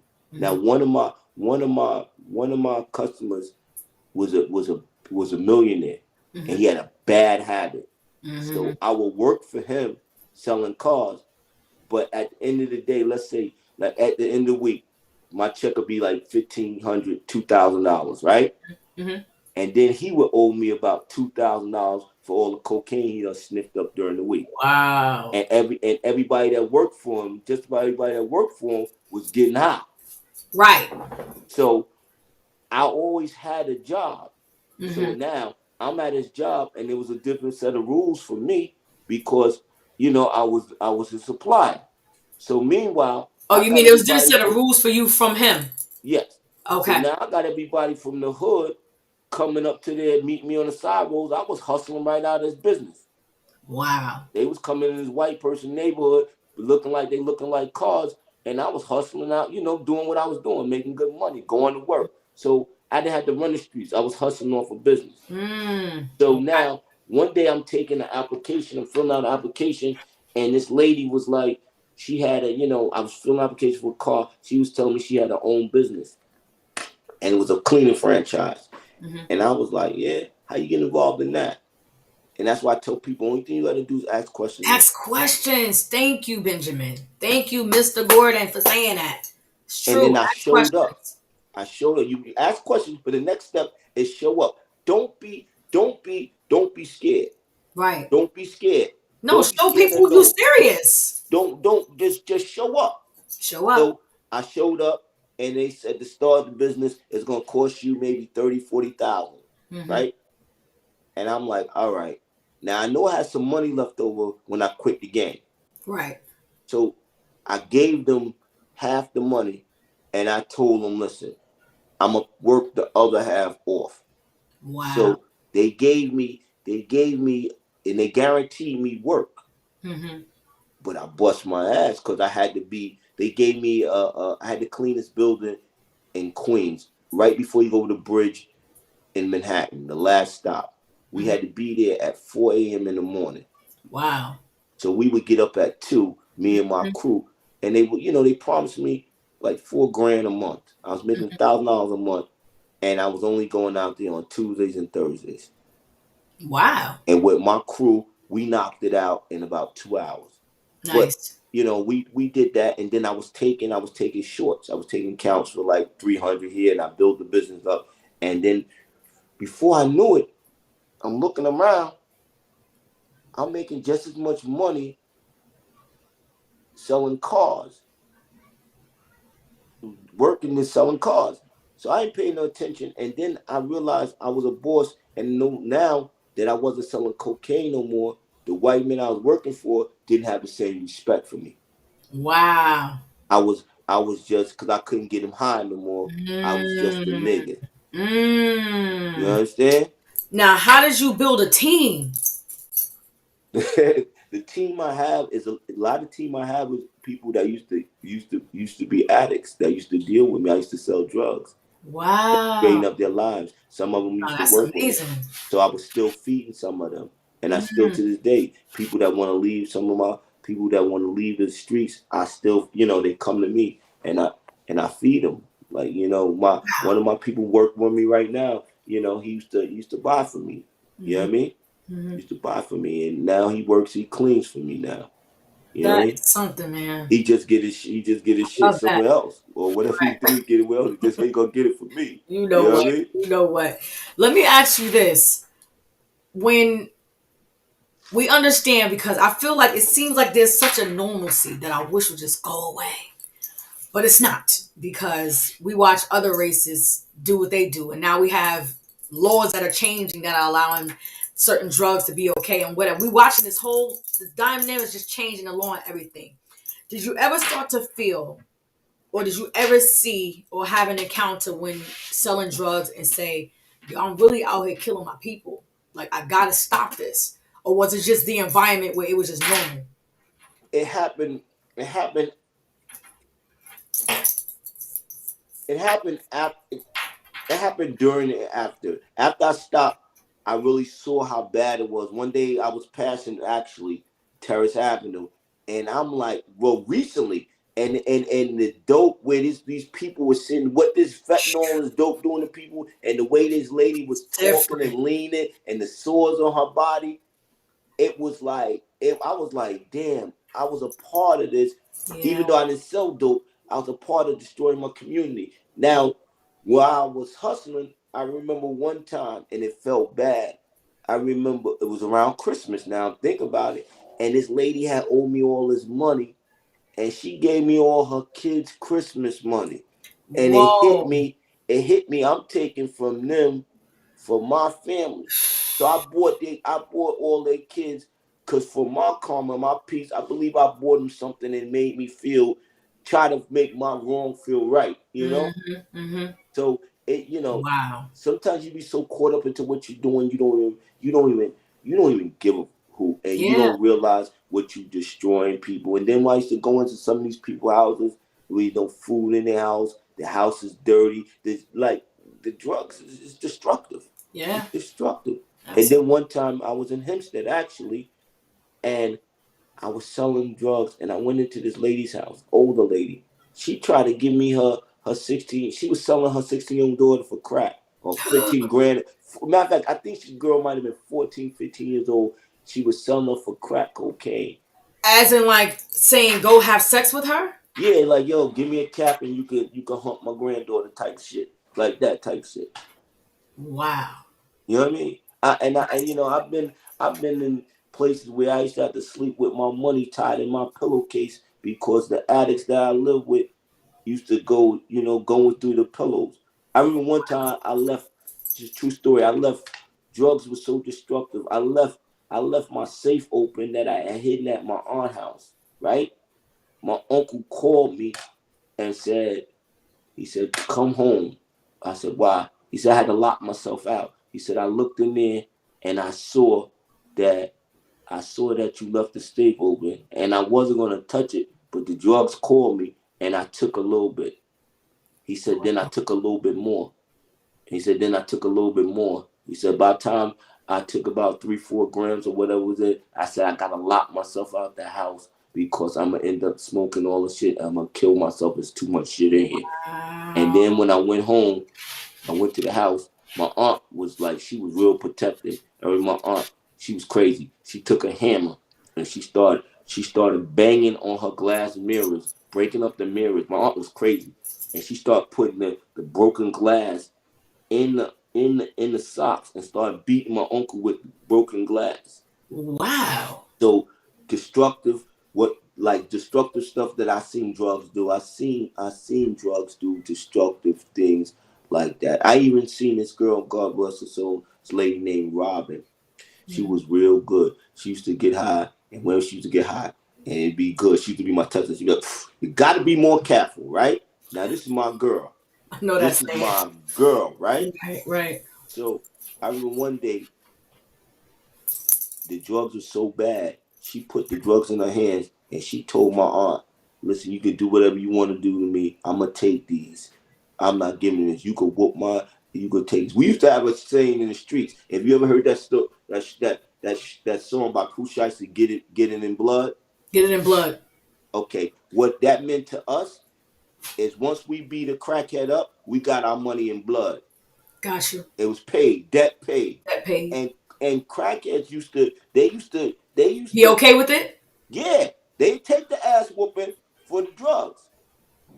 You know what I The mean? You know how many addiction. times I've been in hotels when we had addicts, my friends in them, and they got comfortable and laid their jewelry down, and the girls put it so far up their vagina where they did we couldn't find the jewelry. Wait. Yeah, Well, I'm not that shocked because we have to deal with that in the jail. Stuff be up there. yeah, Stuff be up there. yeah, Stuff, large stuff, yeah. be up there. I remember when I They came can through fit it up Rikers. there. It's going up there. I remember when I came Wow. through Rikers. One of the incidents when I first hit Rikers, I was in C-76. I was, and first time I went there, me and the dude had a beef. I don't know how he pulled an ice pick this big from his, you know what I mean, wrapped up. His And I'm sitting there derriere. fighting him. I'm fighting the kid, and I'm ducking and I'm ducking. Old timer grabbed me and said, "Yo, he hit you one time with that young blood. He gonna kill you." So it came from his derriere. Yeah. Cause you Okay. know that's how they used to carry all that stuff. And then Rikers started getting the seats where you had to sit on the seat where they could tell if you had metal in your We rectum or have that stuff. now too. Yeah. Mm-hmm. Rikers was different. This is back in Different. '90s. Well, I was in there when it was different. It was like it was a zoo in there.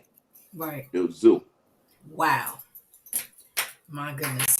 So you have this business. What was significant that you said I showed up.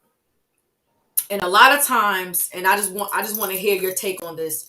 You know, we can say all we want, black men go through this, felonies, all the stuff. We have so much against the black man, but what do you say to those who come home? They're coming home to families that's there to support them. They're coming home to already having a job, in place, but they still go back, to that world. What do you say to that person? Stick to the struggle. Stick to the struggle. I'm gonna tell you, my cousin and nobody, we thought he was smoking. Everybody thought my cousin was on his own product, right? He stopped cold turkey selling drugs. Though cold turkey. I'm talking about he was the man in Hempstead. Gladys Den selling cold. I used Wow, to Gladys, him. den. That's Yeah, a he used to for sure. hustle hard. He Wow. just stopped. Mm-hmm. So we all asking him like, "What's wrong with you?" Because we in this life, we like, "What's wrong with you, boy? You crazy?" He started working at Stop and Shop, Radio Shack. He was walking to the Coliseum, working at Airmark, and I remember he used to come to my job, and his feet used to be swollen because he used to walk to work, and he used to walk at the Coliseum. He was a vendor stuffing stuff in all the concession stands, and he Right. used to walk to work. He had nothing, cold turkey, didn't have no money. So, long story short, he met this girl. He put all his clothes in a black plastic bag and got on a plane and moved to California With the woman. with the woman. Transfer his job. Now, I'm talking about he had no money and he was in a bad relationship with one of his children's mothers. He went there, he changed his life. My cousin has a 2021 Ducati, a brand new house built from the ground up, Wow. and he's not working currently because he got hurt. But life is good. When I tell you Right. life is good, and He he don't and got he the still police on got his child mind. support on his butt from this stuff, but he made it happen. So when they tell you can't buy a house with child support, that's a lie. Say that. That's a Come lie. on, Benjamin. Benjamin. Tell the You just gotta people. stick to the struggle. Just stick to the struggle because I'm telling you, you come through it. Like right now, with me, I just bought a house and they took me through it. Congratulations. Thank you. They took me through it with child support, and my child support case been closed for a minute. I had to get the original order. I had to get the closing order, and then I had to file a doc. It was a mess. But you got to stick to the struggle. Believe It's me. possible. Like my man used to say, And that's why I say everything I learned from the streets helped me now. Mm-hmm. Because my man, we used to wake up in the morning, and this is before I was hustling. This is when we was robbing people. We used to say something got to give. We had no Right. money. Something got to give. Something got to happen. So you Mm-hmm. keep grinding until something happens. You keep knocking on them doors, people will open up. Opportunity is gonna be there. You just got to show up. You got to You show up. gotta. Just I'm about to make you a shirt that say "Just show up" because that's resonating in my spirit, man. Just show I'm up. telling you. Like right now, Mm. I have my man. I spoke to the CEO of the franchise because this is jumping. This is just jumping tops because they was telling me, yo, you might have to take the vaccine because certain companies Yeah, don't wanna. different buildings and stuff. Mm-hmm. Yes. So I told him, listen, man, I'm not gonna take no vaccine. He says, well, Benjamin, you are your own franchisee. You don't have to answer to me. You might have to deal with New York State, but you don't have to answer me. He says, but I'm Nice. gonna tell you this, and this what made me feel good. He said, I just closed a deal at $100,000 a month for a franchisee. He said, and we have you in line because the way you run your business, they give you something like that. So he said, Mm. if you don't put that shot in your arm, I You started, ain't I getting this started, hundred I started thousand. itching and scratching. I said, "What you talking about?" He He said, said, "It might "Hold not be on." 100,000, but it's definitely gonna be 50 or better." I said, "What, $50,000 a month for cleaning Mm. a building?" But you know, I'm thinking now the streets in my mind. I Right. might put the business in my mother's name, and you know what I mean. I don't know. I'm gonna get that 50,000. I ain't gonna let that 50,000 go nowhere. I'm gonna get Listen, that one way or but another. but like you said, show up, ask questions. That's it. Figure out what other options you have where you don't have to. You don't have to go outside of yourself and do something you don't believe in doing. That's right. There's always other ways. There's always other options because like I said, it's always a thing where people say, and like I said, where I work, and sometimes I yell at some of them. I'm like, yo, I know you smarter than this. Like, there's That's too right. much free money to make. What are you doing? So that's why I really wanted you to come on here. I'm like, he don't have no excuses. He done did what he did. He's Mm-hmm. trying to figure it out, or he's figuring it out, and he moving. Got a business, people working for him, own a home, got his truck. He's shaking out. What's the problem? I met somebody just like you. They sent me to it was Shock, Oh, shock program. right? Mm-hmm. And I'm coming We used to have upstate that. and I still got that I got that thug in me. I'm like, I'm not going to no Shock. I'm not saying that sure, no sir. So they called me in there. I'm like, yo, listen, sign out, right? Mm-hmm. And I signed out. And somebody just like you, it was a young lady, a sister from Buffalo, said, Benjamin. She says, I've been here for a minute. I've been doing this for a while. She said, it's something different about you. You smarter than the rest of these guys. You see, you're the only person I talk to. She said, Mm-hmm. you can do this. Just shut your mouth. He said, what you got? I said, I got a 2.5 to 5. Or no, I had a 2 to 4. Mm-hmm. And she says, listen, you know you could stay here upstate for at least 3 years, 4 years if you get in trouble. And she said, you can go home in 6 months. I'm like, yo, but I'm not saying sir, yes, sir, to no white man. No. She said, listen, you smart. You can get through it. Man, I became team leader. I was saying, yeah, sir, yes, sir, no, sir, popping and locking.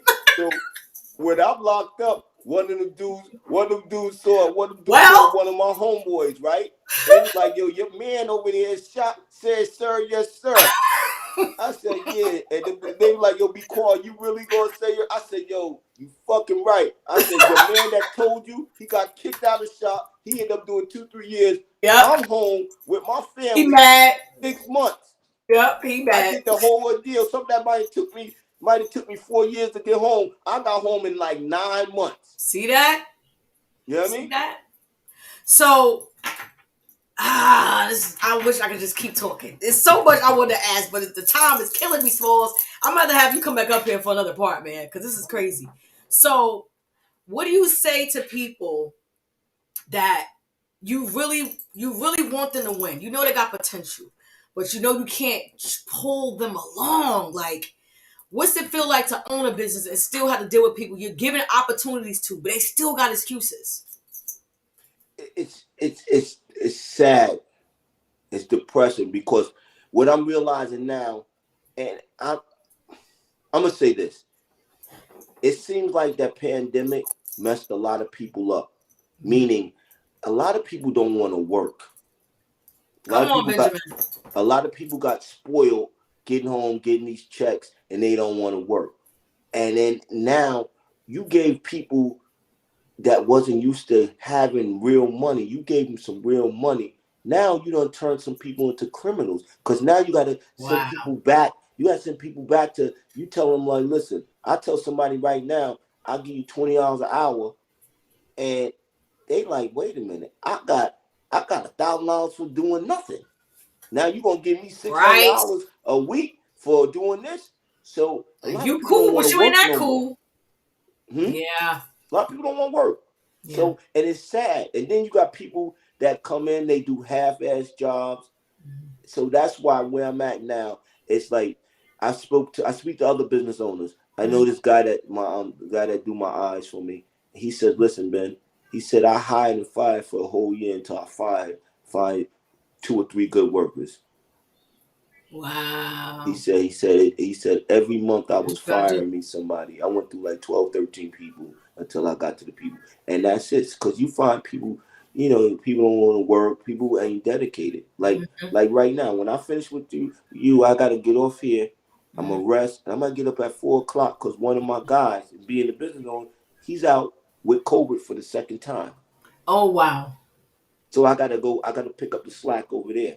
You know? Wow. So Yeah. sometimes people be like, "Yo, Ben, why don't you take on more contracts?" I said because it's hard. Because at the end of the day, it's just me and my lady. Right. Because she's gonna get up and go in the middle night with me. Mm. So if I got 5 buildings and 5 people call out, it's just me Woo. and her. Right. And then sometimes I have my son with me, which is 7 years old, my youngest. And like this morning, Mm-hmm. I live out east, and Mm-hmm. he's in school out west, Mm-hmm. and I have a building I got to service in the morning out west. So Mm-hmm. I got to break his rest at 5 and bring him with me, Wow. you know, for him to be to school on time. So you got to make sacrifices. Say that. You got to make sacrifices. That's the thing. You got to make sacrifices. Everybody see, or see your shine, but they don't see your struggle. They don't see the struggle. Say that. Say They see the that. car, they see the house, they see this, they see the vacation, but you don't know. There's been times where me and my girl, we were sharing a 4 for 4. Right. You know what I mean? Mm-hmm. It happens. Like we struggle sometimes. This bill was a little late. That little, you got to learn how to handle and do what you do. Handle. Yeah. Like my lady right now, we going to this event right now. This is one reason why I love her. We're going to an event. I gave her a credit card. I told her, listen, do what you got to do. Get yourself something. She was getting ready to get a gown. She said, yo, wait a minute, I'm gonna buy a gown for $400 for one night that I ain't gonna wear no more. She took her butt to Macy's and got herself something that she can wear. And I respect that. Then the flip Love it. side, I was dealing with a girl, and I went and saw her not too long ago. She's showing me she got Sophia Weston, she got all these Chanel glasses, all this good stuff, but she living in a room with a child. And I'm Say like, that, Benjamin. I'm like, yo, where's your morals at? Oh, I got a Mm. brand new car, And then my brother said to me before, same female, and she fine too. Mm-hmm. My brother said to me, we sitting there, and I was hustling out her crib, and she asked me for a Louis Vuitton bag, Mm-hmm. and I was never into all that stuff. So I'm Mm-hmm. like, yo, I'll pay your rent. I'll buy you a car. I'll Right. do stuff like that. But I'm not buying you no Louis Vuitton. My Mm-hmm. brother he said, why don't she ask you for a couch set? Because every sofa in her house don't match each other. She needs. Yo, good night. Your brother. I can't. Your brother out of control. He But out see, of I control. was so caught up into the drama, I had to look around, and I remember I looked around. Not one piece of furniture matched the other because the dresser came from Aunt He May, out of the the, control. the, the couch came from Sister Q, I'm done. the love seat came from your cousin Junebug, the coffee table Stop came, and it. she wanted a Louis Vuitton pocketbook. So how much do you think is connected to, like, the mindset? Because you think differently for you to be driving a nice car and sleeping on a pallet. Like, you think differently for you to be wanting a Louis bag and come But see, on, like a lot of people living in facades. right. So sometimes these people, what I realize about this particular individual, she don't even let too many people, especially the guys she mess with, know how she really living. Mm-hmm. Mm-hmm. So sometimes when the female tell you, when you dating a girl and she don't let you come in the house, it's something going on. You understand? Mm-hmm. So that situation, you look at stuff like that. These people, they got their prides. It's sad, and like even in your line of work, when I realized how sad our people was when we went upstate, I got to Ulster County, right? When he's saying upstate, he's talking about another facility, another jail, correct? When they take you from Nassau, then you go up to upstate, and it's when it's called intake. So Right. I'm intake Which at means you Ulster. were sentenced in Nassau County and then you went somewhere else. Yes, and Okay. we went to Ulster. I went to Ulster, and his brother said, Benjamin. He said, "Watch this." He says, "I guarantee you, one of the guys from the city gonna get beat up." I said, "Why?" He says, "Because their mentality that they deal with a high level of ignorance." So Mm-hmm. we get there. White man said, "This is not Nassau County. This is not Suffolk County. You're gonna get your hair cut. You're gonna get deliced. Don't fucking eyeball me. You're gonna move. You're gonna strip down." So I'm like, all right. I strip down. First of all, it's degrading. You stripping down in front of other men. Yeah. Second of all, Yeah. they putting cold water on you and they rinsing you. Yeah, that's how they delice you. You Oh, de-lice. Like yeah. if you have lice? Yes. When you go into the Wow. system upstate, they delice you. They give you a cold shower and then they give you a buzz cut. They cut everything off you. Okay? And then Wow. you stand there with no slippers on when I was going, and another brother behind you butt naked, and they run the cold water on you, and you rinse the stuff off you, and then you get your clothes, you go to the next level. So And they you're tell lined up naked and yeah, they're washing just all of like on you. a slave ship, just laid there naked. Ooh. We butt naked next to each other. Another man's penis is about 3-4 inches away from your ass. Okay? Mm. That's how you. That's what's going on there. Okay, Right. so you go through there and they delice you and you go in there. Now they tell you don't talk and they tell you don't eyeball them. Now you're not even supposed to talk. These city cats so ignorant they don't even understand to be quiet. And what happened? Guaranteed, kid from Brooklyn got beat there for dragged out. It happens Mm. all the time. Wow. Even when I was in shop, they tell us don't talk. People don't, it's our people suffer. People suffer. They just got a, I think sometimes it's a learning disability. They Some it just is never learn. though. Some They it just is. learn to Some it control is. themselves. Some it is Just is be mental quiet. illness. Some can't help it. Can't help it. Right.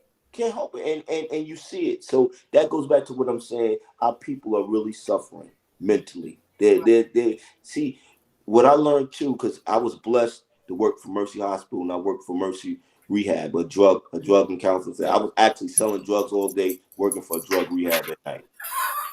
I saw some of my clients in the I saw some of my clients there, and I used to tell them, listen, when I'm at work and while you're a client here, I don't sell no drugs to you. Right. I never sold no drugs to nobody who was in there. Hmm. But I had people meet me at the drug rehab in the parking lot. I was hustling, but I wouldn't sell nothing to them people.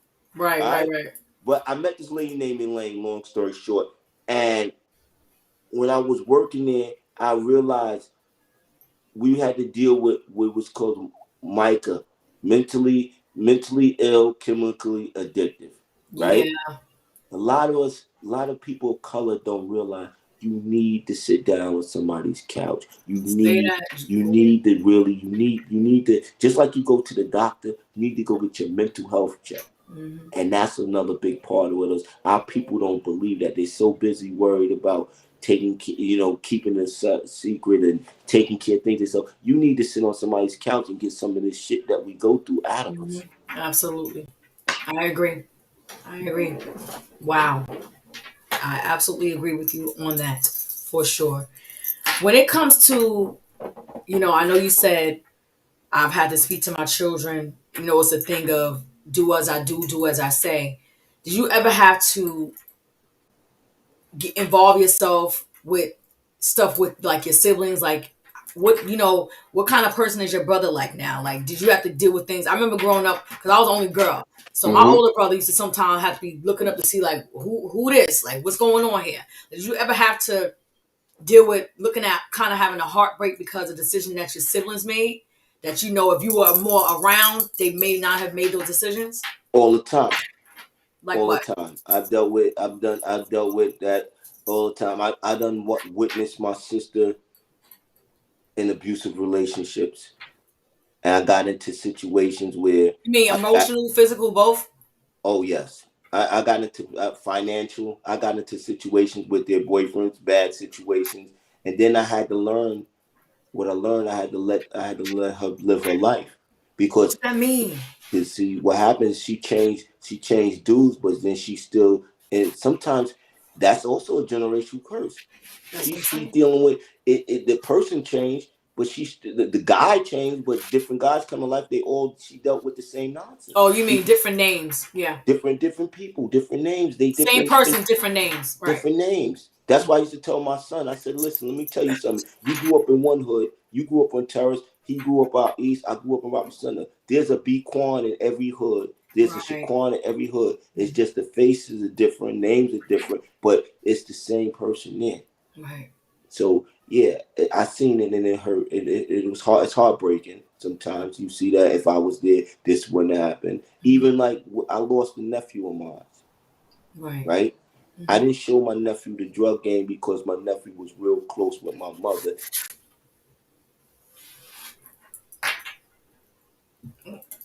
I don't know what just happened. Is that me? I kind of shield. I got I you back. kind of shielded. Excuse me. I kind of shielded my nephew from.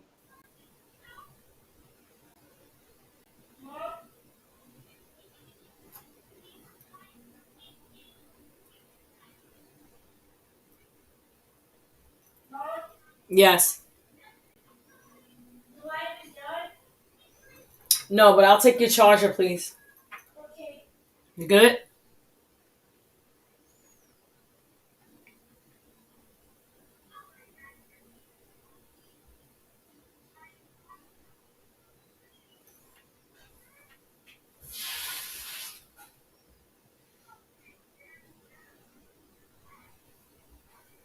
The sound off? Can you guys hear me?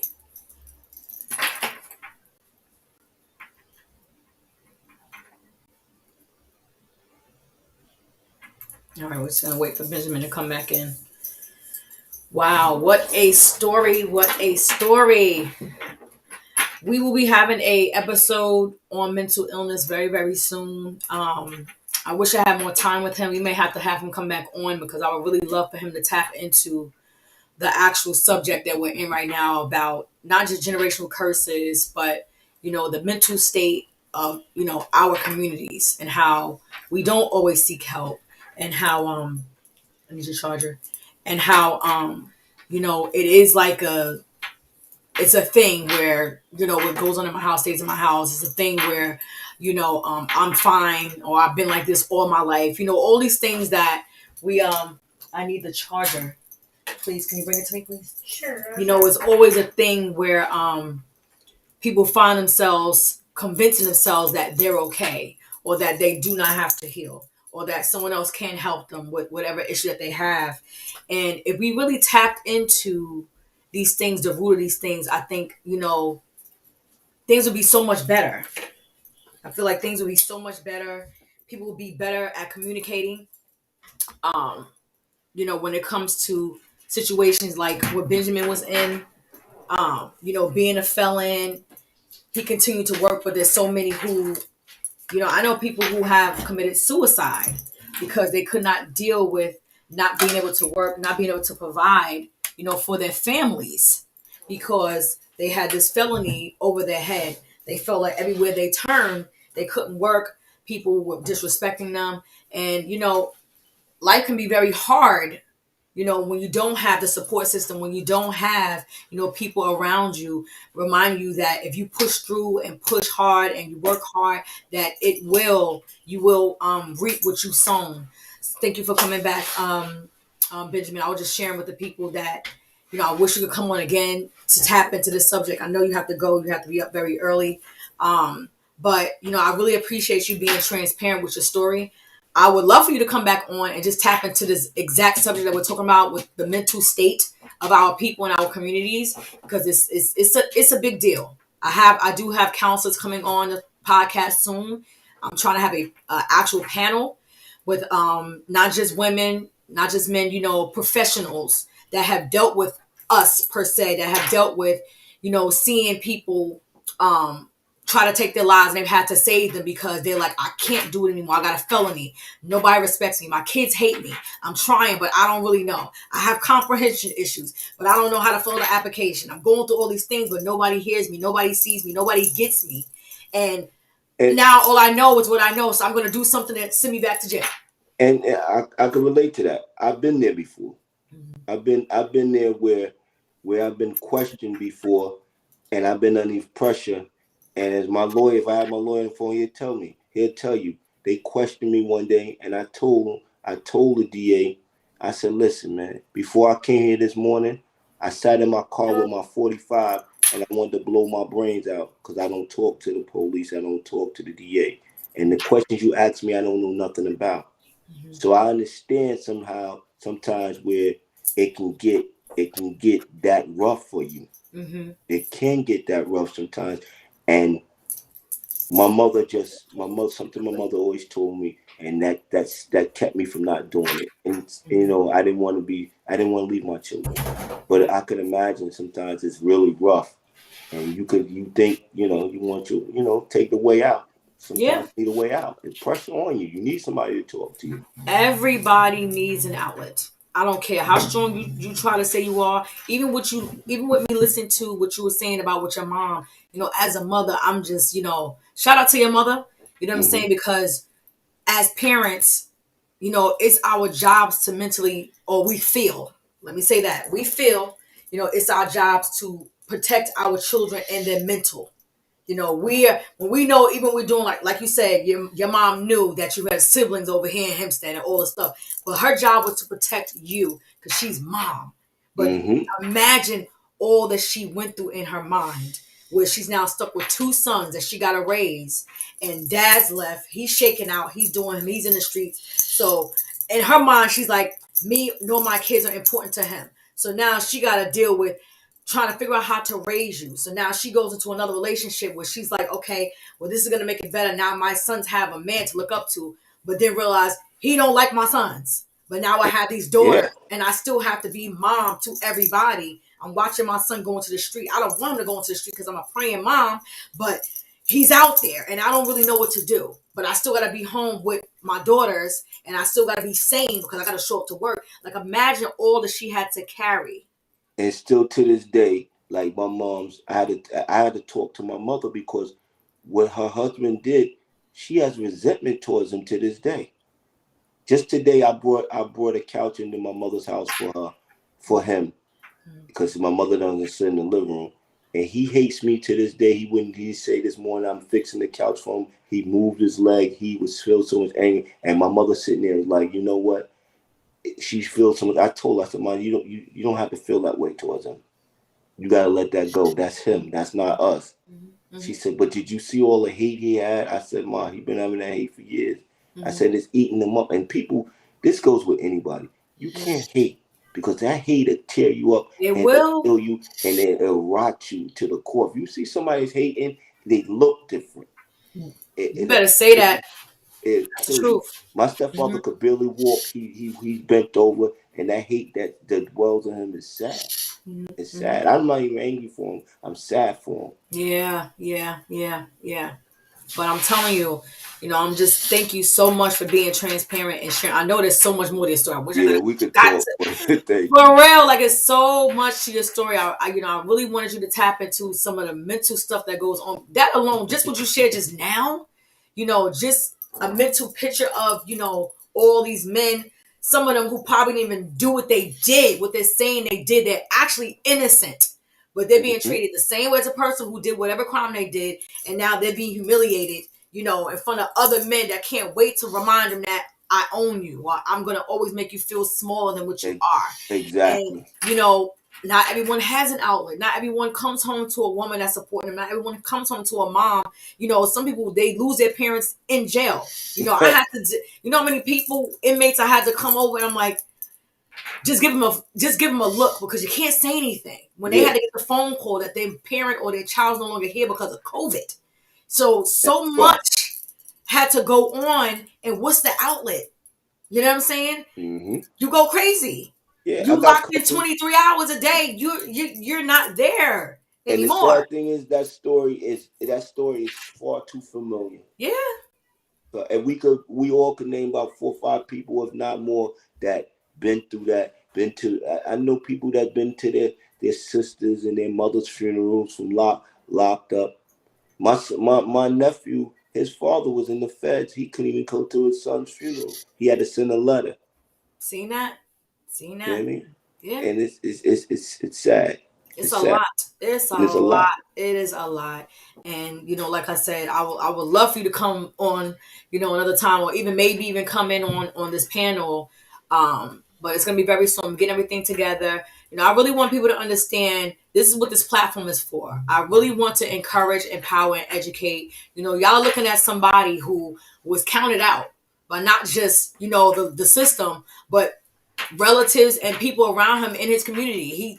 This is somebody who's going through, dealing with actual hate from people who he took care of when he was out in the street. But now that he's doing the right thing, they looking at him like, you know what I'm saying? They got the Still, eyebrows up like, yeah, I eat you still, alive. you And still it's get that to hard. this day. You Yeah, get it's that to this hard. day. You push to do the right thing, and it's still the hate. It's still something that you're doing wrong. So my applause to you. I take my hats off to you for pushing through. All that you have endured, and you continue. Like you said, you got your lady. Shout out to her. Being there when it's crazy. That's a rider right there. Oh You yeah, don't just she a rider, and yeah. it wasn't easy.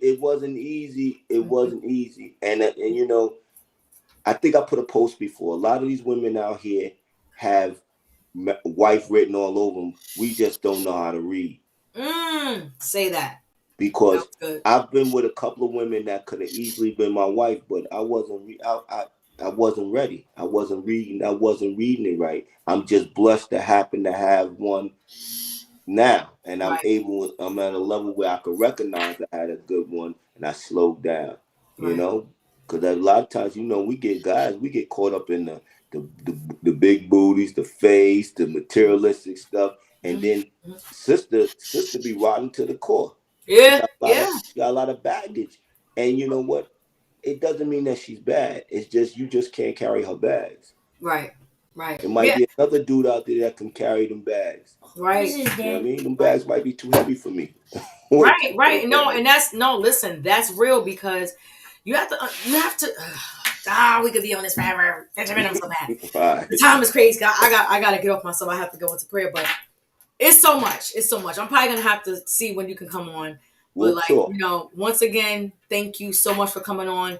If you wanted to leave the people with something for them to remember this episode, what would you leave them with? I think that T-shirt that you said, just show up. I like it. That's it. I like it. That's I like it. it. Just And show we'll up. talk. Yeah, for sure, for sure. Thank Uh, you so much, Mr. thank Benjamin Gordon of Mr. Clean's Essentials, y'all. Make sure y'all follow him on social media, Mr. Clean's Essentials, Ben.100. Support his business, please. Listen, you looking for a job, you gonna work for real? Contact this man. Have a good night. thank you. Thank you. Bye-bye.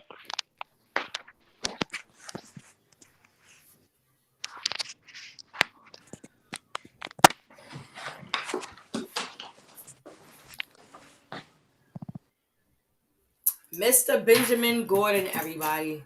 Oh man, not enough hours in a day. Thank you to everyone who came on. Please subscribe to my YouTube channel, How Mike with Lady She podcast. There's so much more to come from this platform, guys. Continue to be encouraged, continue to be empowered, continue to educate yourself, and be open to other people's stories and their journeys, because you never know, you may find yourself in their story. Make sure you follow him on social media. If you're looking for a job, He is looking for some people who actually want to work. This man who is a felon, who has done time, came home and showed up. And now he has people working for him who, when he was doing the wrong thing, he's now employing them. That's big, y'all. That's big. So no excuses. No excuse gang. We're going to tap back into the subject in a later date.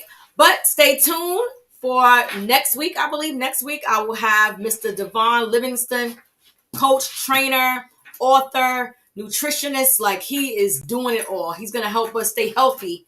All right. Coming into the 2022 year. I will also have CEO Ja on the line. Listen, it's about to be dynamic. I promise you, you want to stay tuned to this podcast, guys. Thank you so much for your support and your patience. Have a good evening.